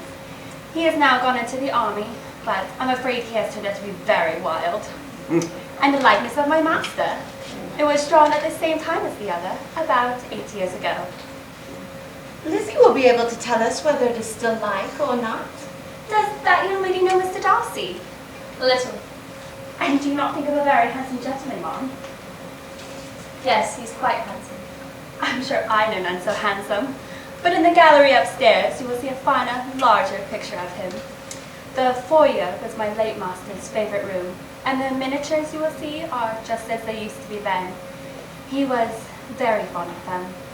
Is Miss Darcy as handsome as her brother? Oh, yes, the handsomest young lady that ever was seen, and so accomplished. She plays and sings all day long. In the room across the patio is a new instrument, just brought down for her, a present from my master. She comes here tomorrow with him. Is your master much at Pemberley over the course of a year? Not so much as I could wish, Mom. If your master would marry, you might see more of him. Yes, Mom, but I do not know when that will be. I do not know who is good enough for him. It's very much to his credit, I'm sure you should say so. I say no more than the truth, and everybody will say that knows him. I have never known a crossword from him in my life. I've known him ever since he was 4 years old. There are very few people of whom so much can be said. You are very lucky in having such a master. Yes, sir, I know I am. If I were to go through the world, I could not meet with a better. But I have always observed that they who are good-natured when they are children are good-natured when they grow up. And he was always the sweetest-tempered, most generous-hearted boy in the world. His father was an excellent man. Yes, Mom, that he was indeed. And his son will be just like him. He is the best landlord and the best master that ever lived. Not like the wild young men nowadays who think of nothing but themselves. There is not one of his tenants or servants but will give him a good name. This fine account of him is not quite consistent with his behavior to our poor friend. Perhaps we've been deceived. Oh, that's not very likely. Our authority was too good. There's a new piano in the next room. Or his sister. He is certainly a good brother. And this is always the way with him. Whatever can give his sister any pleasure is sure to be done in a moment. There is nothing he would not do for her. This way, please.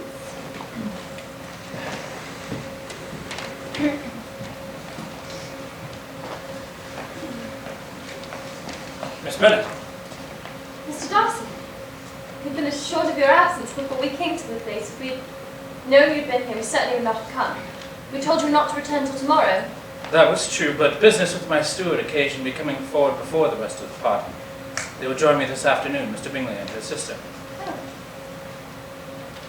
There's one other person in the party who more particularly wishes to be known to you. Will you allow me, or do I ask too much, to introduce my sister to you? I would be honoured. Lizzie, there you are. Oh, I'm so sorry. I fell behind, admiring the view. Will you do the honour of introducing me? Of course. This is my aunt and uncle, Mr. and Mrs. Gardner, Mr. Darcy. Welcome to Pemberley. The honour is all ours. Pemberley is superlative. It defies description. The park alone is beyond anything I have ever encountered. The pastoral magnificence is quite equal to any embodied in the classics. Do you fish, Mr. Gardner? Beg your pardon? Do you fish? I find the tranquility of angling to be much enjoyed, and the park lake nigh well teems with sportfish. I would consider it a kindness if you were to fish there as often as you choose while you're in the neighborhood. I would esteem the privilege. You are much too kind, sir. Will you please excuse me, I have some business to attend inside, ladies. Sir. He is infinitely superior to anything that we had previously expected. He's perfectly well behaved, polite, and unassuming. There is something a little stately in him, to be sure, but it is confined to his air and is not unbecoming. How came you to tell me he was so disagreeable? I liked him more in Kent than ever before, but I must confess I've never found him so agreeable as this morning. But perhaps he is a bit whimsical in his little civilities. Your great men often are. And therefore, I should not take him at his word, as he might change his mind another day and warn me off his grounds.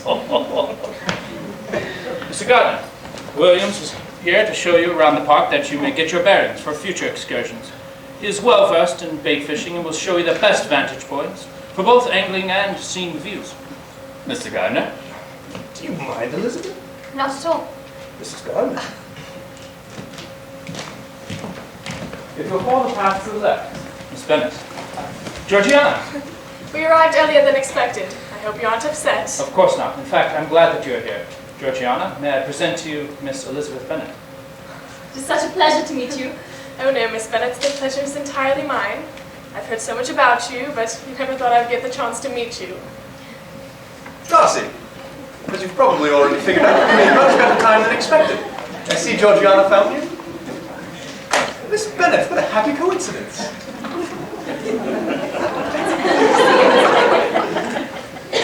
How is your family? They're quite well, thank you. It has been a very long time since I've last had the pleasure of seeing you. It is above 8 months. We last met when we were all dancing together on the 26th of November at Netherfield. Has it been that long, Charles? In truth, the entire area has so little to recommend it, that I scarcely remember being there at all. I'm sure it's a lovely place. Pray, Miss Eliza, are not the militia now removed from Meryton? They must be a great loss to your family. As I recall, a local bounder was much admired by you all. I imagine you all believed the uniform made the man. No, the absence of militia strikes us not a whit. Capital park, sir. Simply beyond the pale. Gardiner, it is wonderful to see Hertfordshire folk again. You and Miss Bennet must catch me up on all the news. My sister and I would be honored if you would join us for dinner tomorrow. Isn't that right, Georgiana? Oh yes, please do. Oh, the honor would be ours to join you tomorrow night. I, for one, am pleased at the certainty of talking to you again, Miss Bennet. We still have so much to catch up on. Mr. Darcy, we shall not trespass on your generosity any longer. We shall take our leave and renew our acquaintance on the morrow. Mrs. Gardner? Elizabeth? Allow me to show you the way out.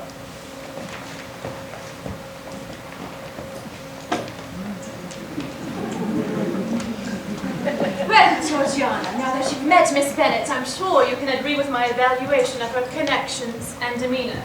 Low stock, that family. I quite liked her. How very ill Miss Eliza Bennet looks this morning, Mr. Darcy. I never in my life saw anyone so much altered as she is since the winter. She has grown so brown and coarse, I almost did not know her.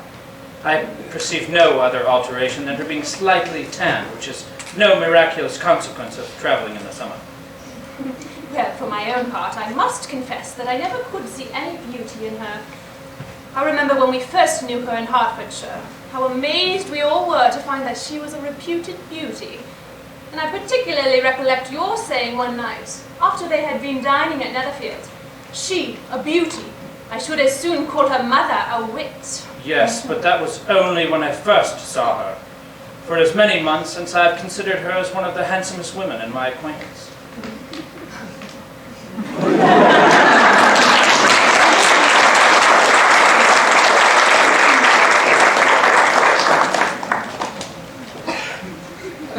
Mr. Darcy, you've been so kind to us these past few days. I didn't know how we are ever to repay you for your kindness and generosity.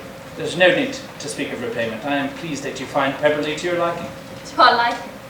If you continue to allow my uncle to fish the lake, you'll have to take him on as a gentleman groundskeeper. He'll not be able to draw himself back to London. Urgent letter from Miss Bennet, sir. Excuse me?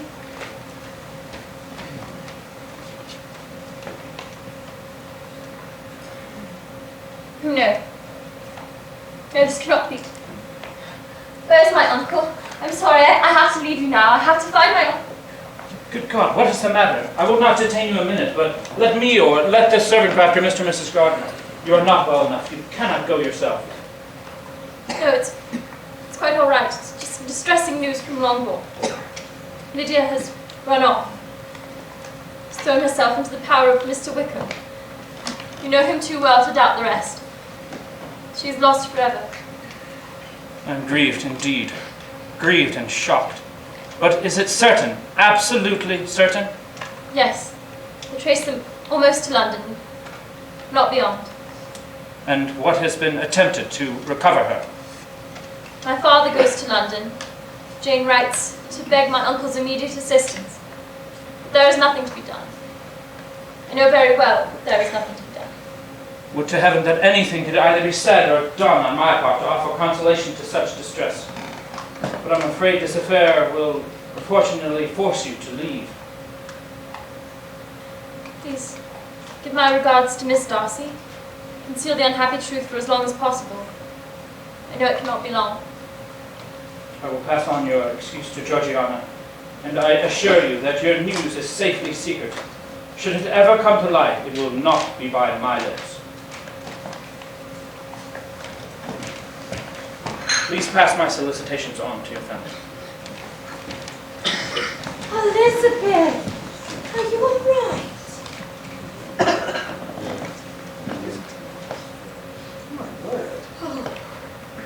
Dear Elizabeth, I will do everything in my power to assist you and your family in the resolution of this lamentable situation. Thank you, Uncle. We must be off at once. But what is to be done about Pliley? I've already told Mr. Darcy that we shall not be able to keep our engagement. That is quite settled.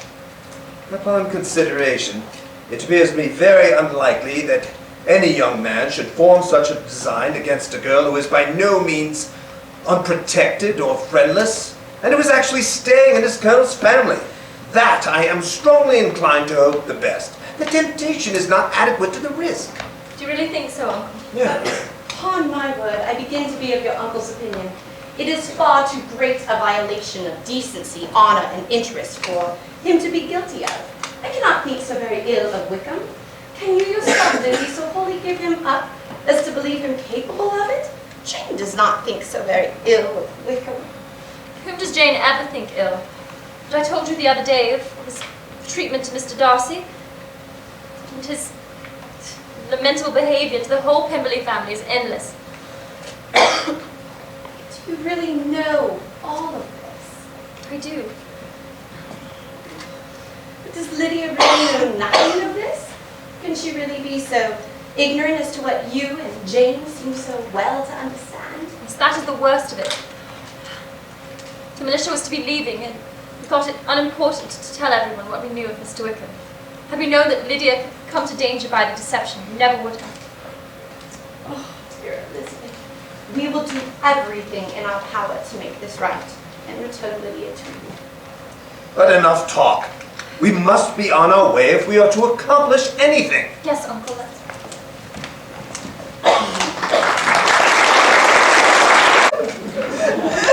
Has that been any news?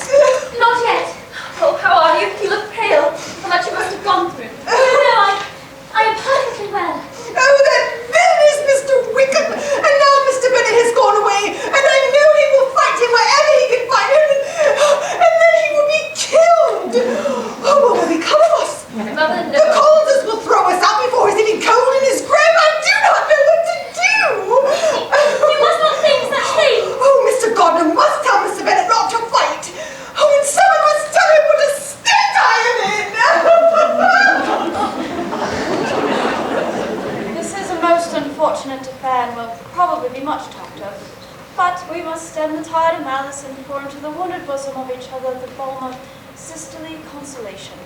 Unhappy as the event must be for Lydia, we may draw from it this useful lesson, that loss of virtue in a female is irretrievable, that one false step involves her in endless ruin, that her reputation is no less brittle than it is beautiful, and that she cannot be too much guarded in her behavior toward the undeserving of the other sex.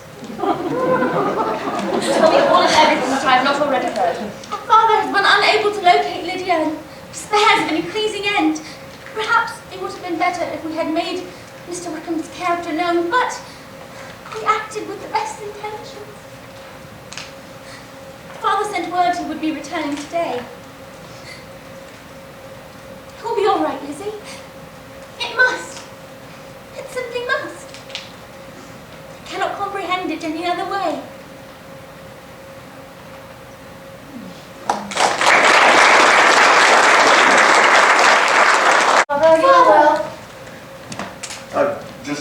travel-weary, my dear?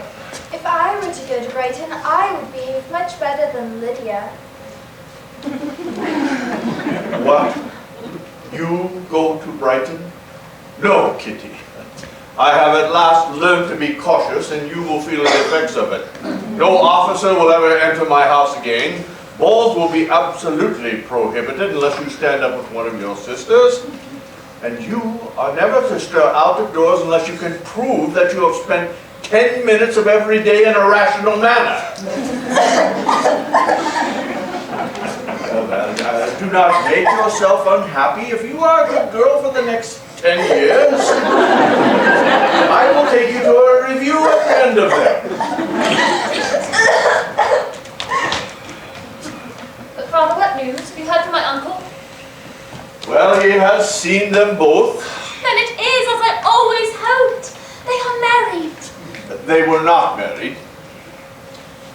And neither could he find there was any intention of being so. However, I met some few requirements, and they will be married shortly. I had to assure her £100 per annum while I am alive, and I gave Mr. Gardner full power to act in my name and prepare the proper settlement. Is it true then? Will he marry her? Well, I'm only ashamed of his asking so little. But they will be married, are marrying now. But there are two things I would very much like to know. One is how much your uncle laid down to, how much money your uncle laid down, that is, to bring it all about. And the other is how am I ever to repay him? What do you mean, sir? Well, I mean that no man in his senses would marry Lydia on so slight a temptation as 100 a year during my life. It is very true, though I have never thought of it before. A small sum cannot do all this. No, Wickham's a fool if he takes her with a farthing less than £10,000. I should be sorry to think so ill of him in the very beginning of our relationship. 10,000. How is half such a sum to be repaid?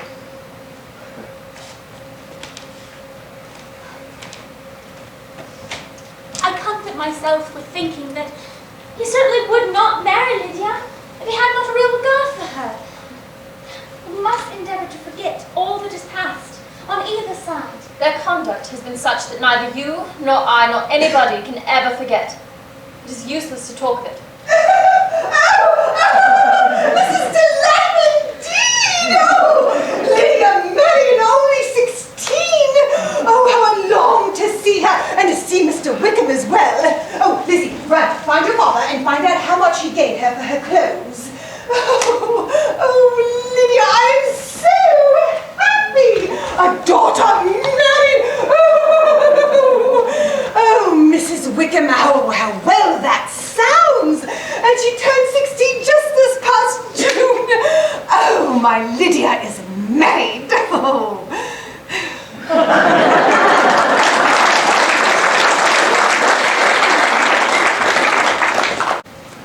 When I went away, I'm sure I had no idea of being married till I came back again. We overtook the Lucases today, and I was determined that they should know it. And so I let the slide glass next to them and took off my glove and let my hand rest just upon the window frame so that they might see the ring. And then bowed and smiled like anything. Oh, I do long to see all the neighbors and hear myself called Mrs. Wickham by each of them. I'm sure my sisters must all envy me. They must all go to Brighton. That is the place to get husbands. What a pity it is, Mama, we did not all go. Very true, and if I had my will, we would. Oh, but Lydia, why must you go so far off? Why must it be so? Oh, Lord, dear Wickham was quite resolved to quit the militia. And with his new commission in the regulars, he'll have a much more dashing uniform. I am so fond of Mrs. Forrester. It'll be quite shocking to meet them. And there are several of the young men, too, I like very much. I do hope the officers are pleasant to the new regiment. You and Papa and all my sisters must come down to see us. I would like it more than anything. And then when you go away again, you may leave one or two of them behind you. winters. I thank you for my share of the favour, but I do not particularly like your way of getting husbands. Pity we cannot stay, but Wickham must join his regiment by tomorrow. Oh, Lydia, so soon! Oh, I must gather all the linens and the trifles that I meant to bestow. Oh, darlings, please help me gather your sister's things. Oh, a daughter getting married and going away. How will my nerves ever manage?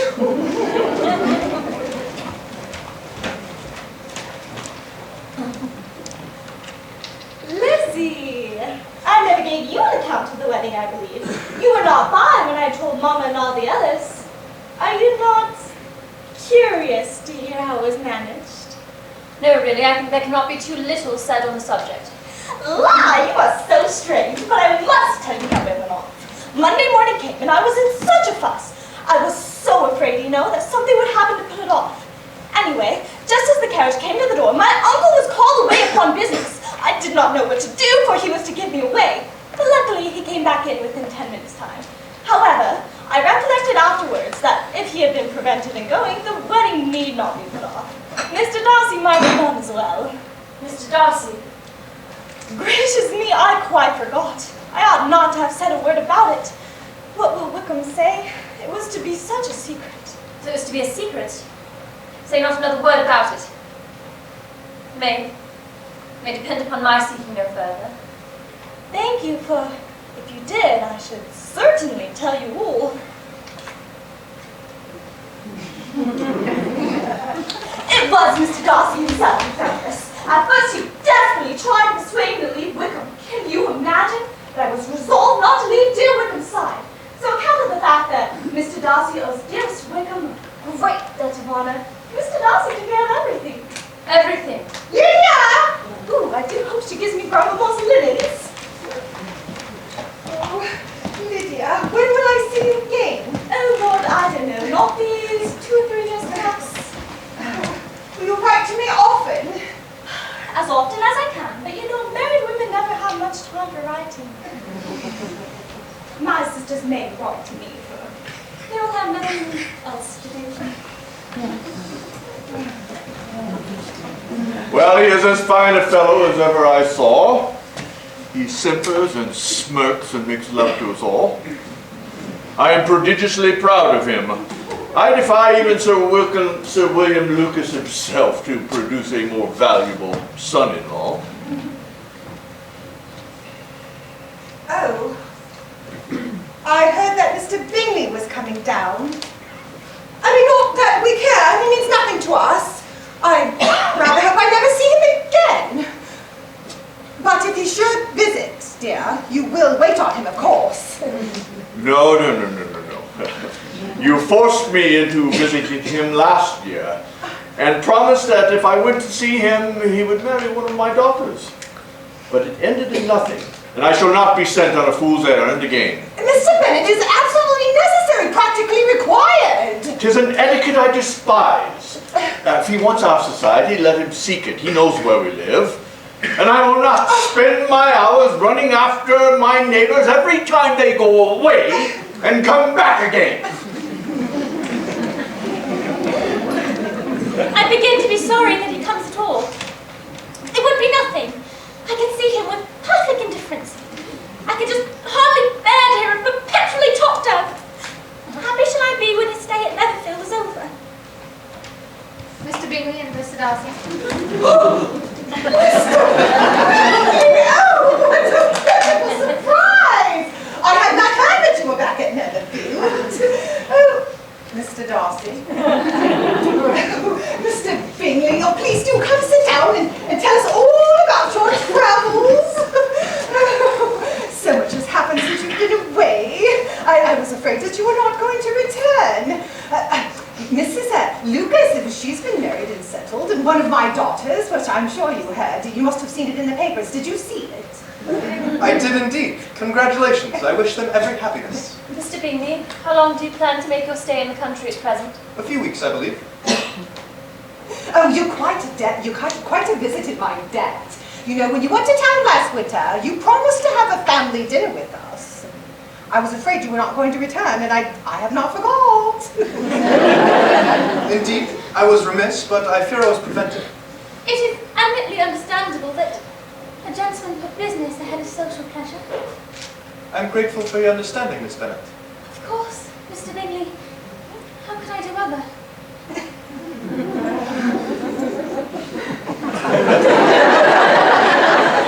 Well, the girls and I have business to attend to. Come along, girls. Lizzie, you too. I will need your help. I'm afraid I have some business also. Business? Yes, will you attend me briefly that I may instruct you for my absence? Of course. Miss Bennet? Miss Bennet? Mr. Bingley? Mr. Darcy? It was very kind of you to stop and let us know you had returned, Mr. Bingley. Jane, now that the first meeting is over, I feel perfectly easy. We meet as common and indifferent acquaintances. Yes, very indifferent indeed. Oh, Jane, take care. Oh, Lizzie, you do not think me so weak as to be in danger now? I think you're in very danger. Mr. Bingley, I was just leaving. Do not let me chase you from your comfort. No, it's quite all right, thank you.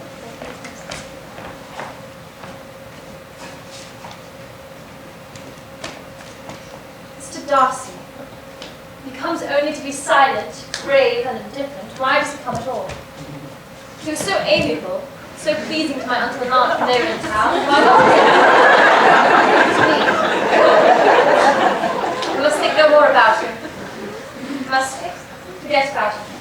Forever.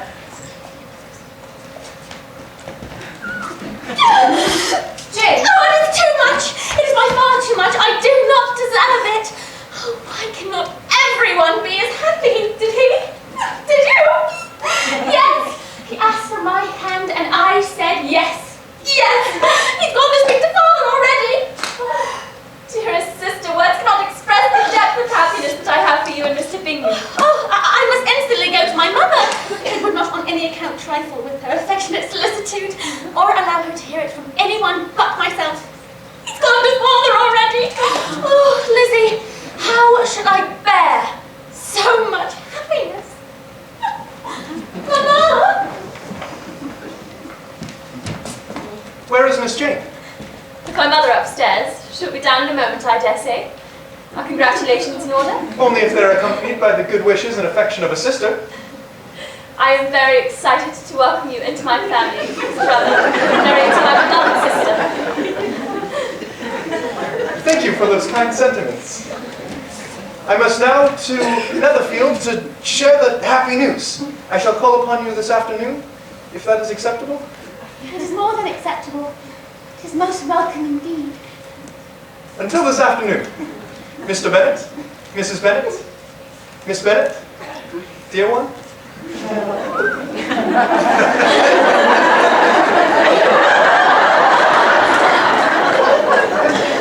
Jane, I congratulate you. You are a good girl, and I have great pleasure in thinking of you so happily settled.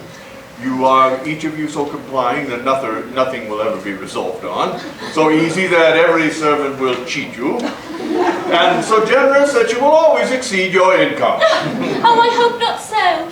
Imprudence and thoughtlessness in money matters would be impardonable in me. Exceed your income? What do you speak of, dear? Here's 4,000 to 5,000 a year, possibly more. Jane, I'm so happy. I knew you could not be so beautiful for nothing. He has made me so happy.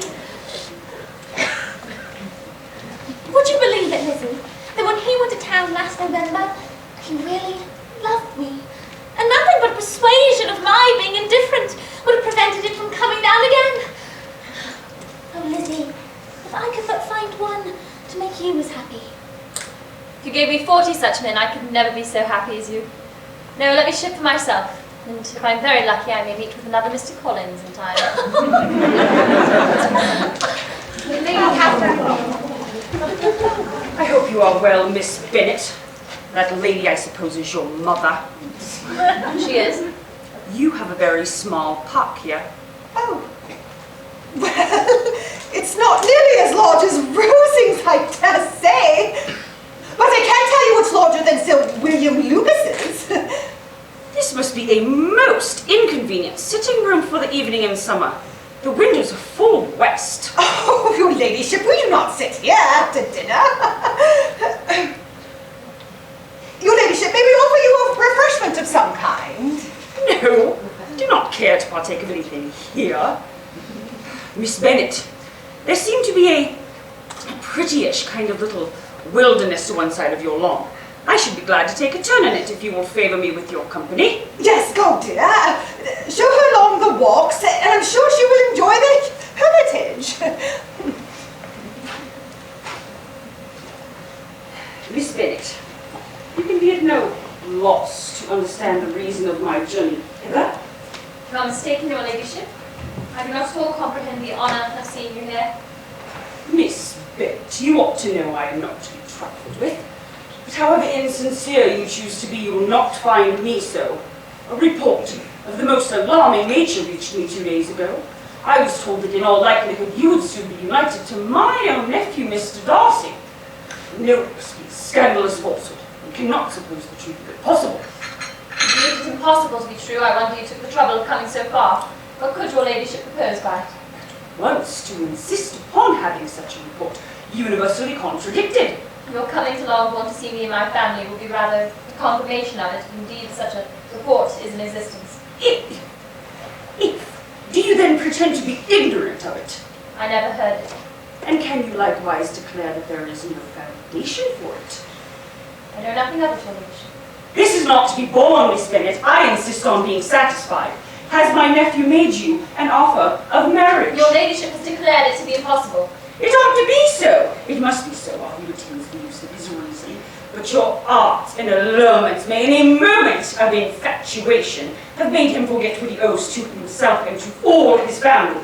You may have drawn him in. If I have, I should be the last person to confess it. Miss Bennet, do you know who I am? I am almost the nearest relation he has in all the world, and am entitled to know all his dearest concerns. But you are not entitled to know mine. Let me be rightly understood. This match to which you have the presumption to aspire can never take place. Mr. Darcy is engaged to my daughter. Now what have you to say? Only this. That if he is so, you can have no reason to believe that he will make an offer to me. Obstinate, headstrong girl! You ought to understand, Miss Bennet, that I came here with a determined resolution of carrying my purpose. Nor will I be dissuaded that from will it. make her ladyship's position at present more pitiable, but will have no effect on me. I will not be interrupted. Hear me in silence. This match will not take place. My nephew and my daughter were formed for each other. Their fortune on both sides is splendid. And what is to divide them? The upstart pretensions of a young lady without family connections or fortune? He is a gentleman. I am a gentleman's daughter. So far we are equal. True, you are a gentleman's daughter. But who is your mother? Who are your uncles and aunts? Do not imagine me ignorant of their condition. You have nothing further to say to me. Tell me, once and for all, are you engaged to him? I am not. And will you promise me never to enter into any such engagement? I will make no promise of the kind. I am shocked and astonished, Miss Bennet. I expected to find a more reasonable young woman. I shall not go away till you have given me the assurance I require. You certainly never shall have it. You're widely mistaken my character, Lady Catherine. How far your nephew will approve of your interference in his affairs, I cannot tell, but you have absolutely no right to mine. Not so hasty, if you please. I have by no means done. I am no stranger to the particulars of your youngest sister's infamous elopement. I know it all. That the young man's marrying her was a patched-up business at the expense of your father and uncles. And is such a girl to be my nephew's sister? And is her husband, is the son of his late father's steward, to be his brother? Heaven and earth, what are you thinking? Are the shades of Pemberley to be thus polluted? I have nothing further to say. You've insulted me in every possible method. You are then resolved to have him? I am only resolved to have what in my opinion will constitute my happiness with no reference to you. You refuse then to oblige me. You are determined to ruin him in the opinion of all his friends and make him the contempt of the world. I imagine the world in general will have too much sense to join in the scorn. Very well. Do not imagine, Miss Bennet, that your ambition will ever be gratified. I take no leave of you, Miss Bennet, I send no compliments to your mother. You deserve no such attention. I am most seriously displeased! Why did the ladyship not return and rest herself? She would not choose it. She would go. Oh, she's a very agreeable woman. It's very proper and civil for her to call us. I'm sure she just stopped in to tell us the Collinses were well. Yes, I'm sure she was just on one of her roads, on her way to Meryton, decided to call in. She had nothing particular to say.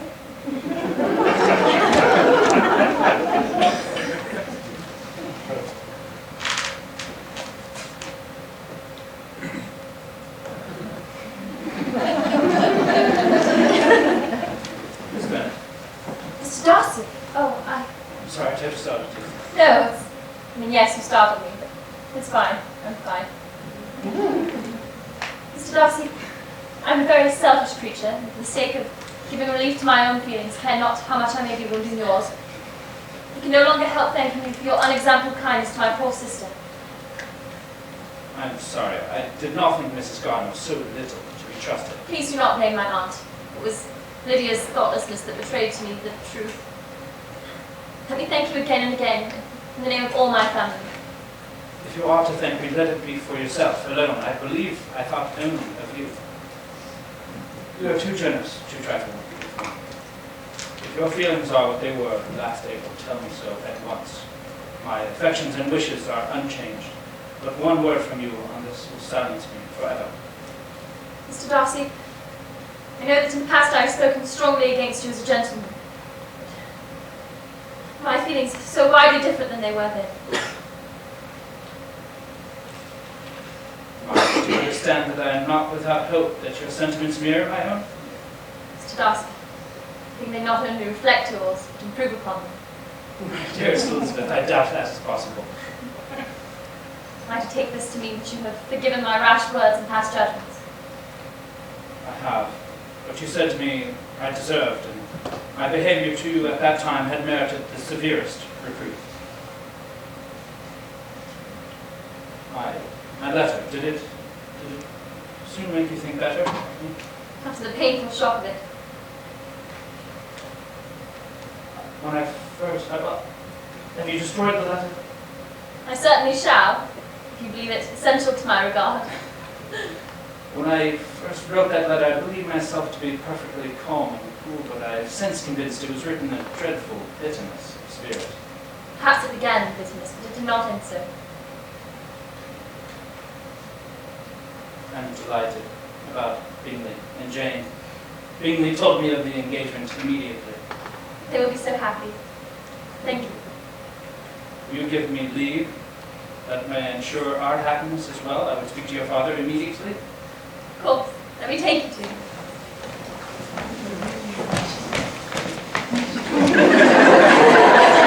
My dear Lizzie!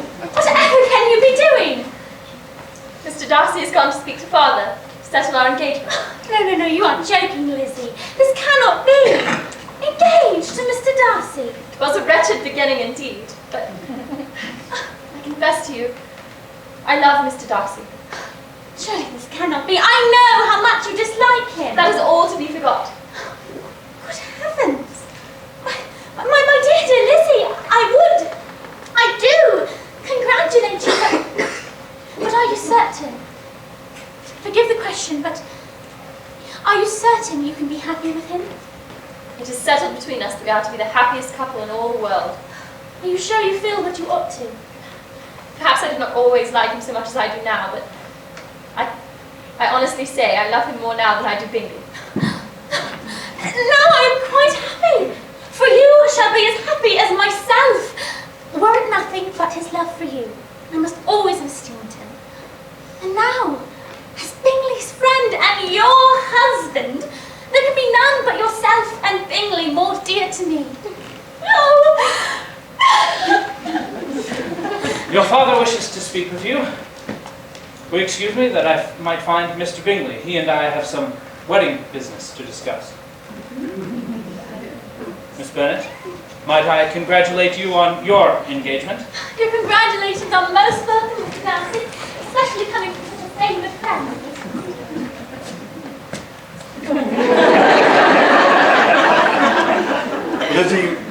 What are you doing? Are you out of your senses to be accepting this man? Have not you always hated him? Father, that is all to be forgot. I loved him. In other words, you are determined to have him. Well, he is rich, to be sure, and you may well have more fine carriages and fine clothes than Jane, but will they make you happy? Have you no other objection than your belief in my indifference? None at all. We all know him to be a proud and unpleasant sort of man, but that would be nothing if you truly liked him. Father, I do. I do like him. I love him. Lizzie, I have given him my consent, and I now give it to you if you are resolved on having him. But let me advise you to think better of it. I know your disposition, Lizzie, and I know you could be neither happy nor respectable unless you truly esteemed your husband. Do not let me have the grief, child, of seeing you unable to respect your partner in life. Father, he is the most honorable and generous man of my acquaintance. Well, I have no more to say. If that be the case, he deserves you. Lizzie, I could not have parted with you for anyone less worthy. He's more worthy than you know, Father. It was him who convinced Mr. Wickham to settle the DeBourgh. It was he who paid for the wedding, settled Mr. Wickham's debts, everything, Father. This is an evening of wonders indeed. Poor Darcy did it all. Made up the match, gave him the money, paid the fellow's debts, and got him his commission. Well, so much the better. Had it been your uncle's doing, I must and would have repaid him. These violent young lovers carry everything their own way. Even so, I shall offer to repay Mr. Darcy as well. He will rant and storm about his love for you, and there will be an end of the matter. Well, if any young men should call for Mary or Kitty, please send them in. I am quite at leisure.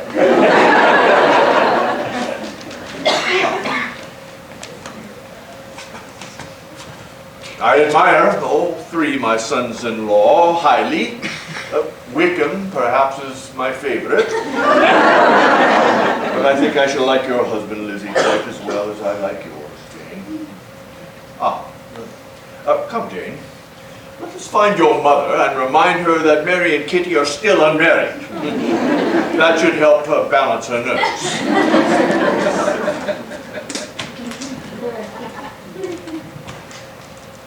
Mr. Darcy, I know how my transformation came about. How could you even begin? I recollect your going on charmingly once you made a start, but what could set you off in the first place?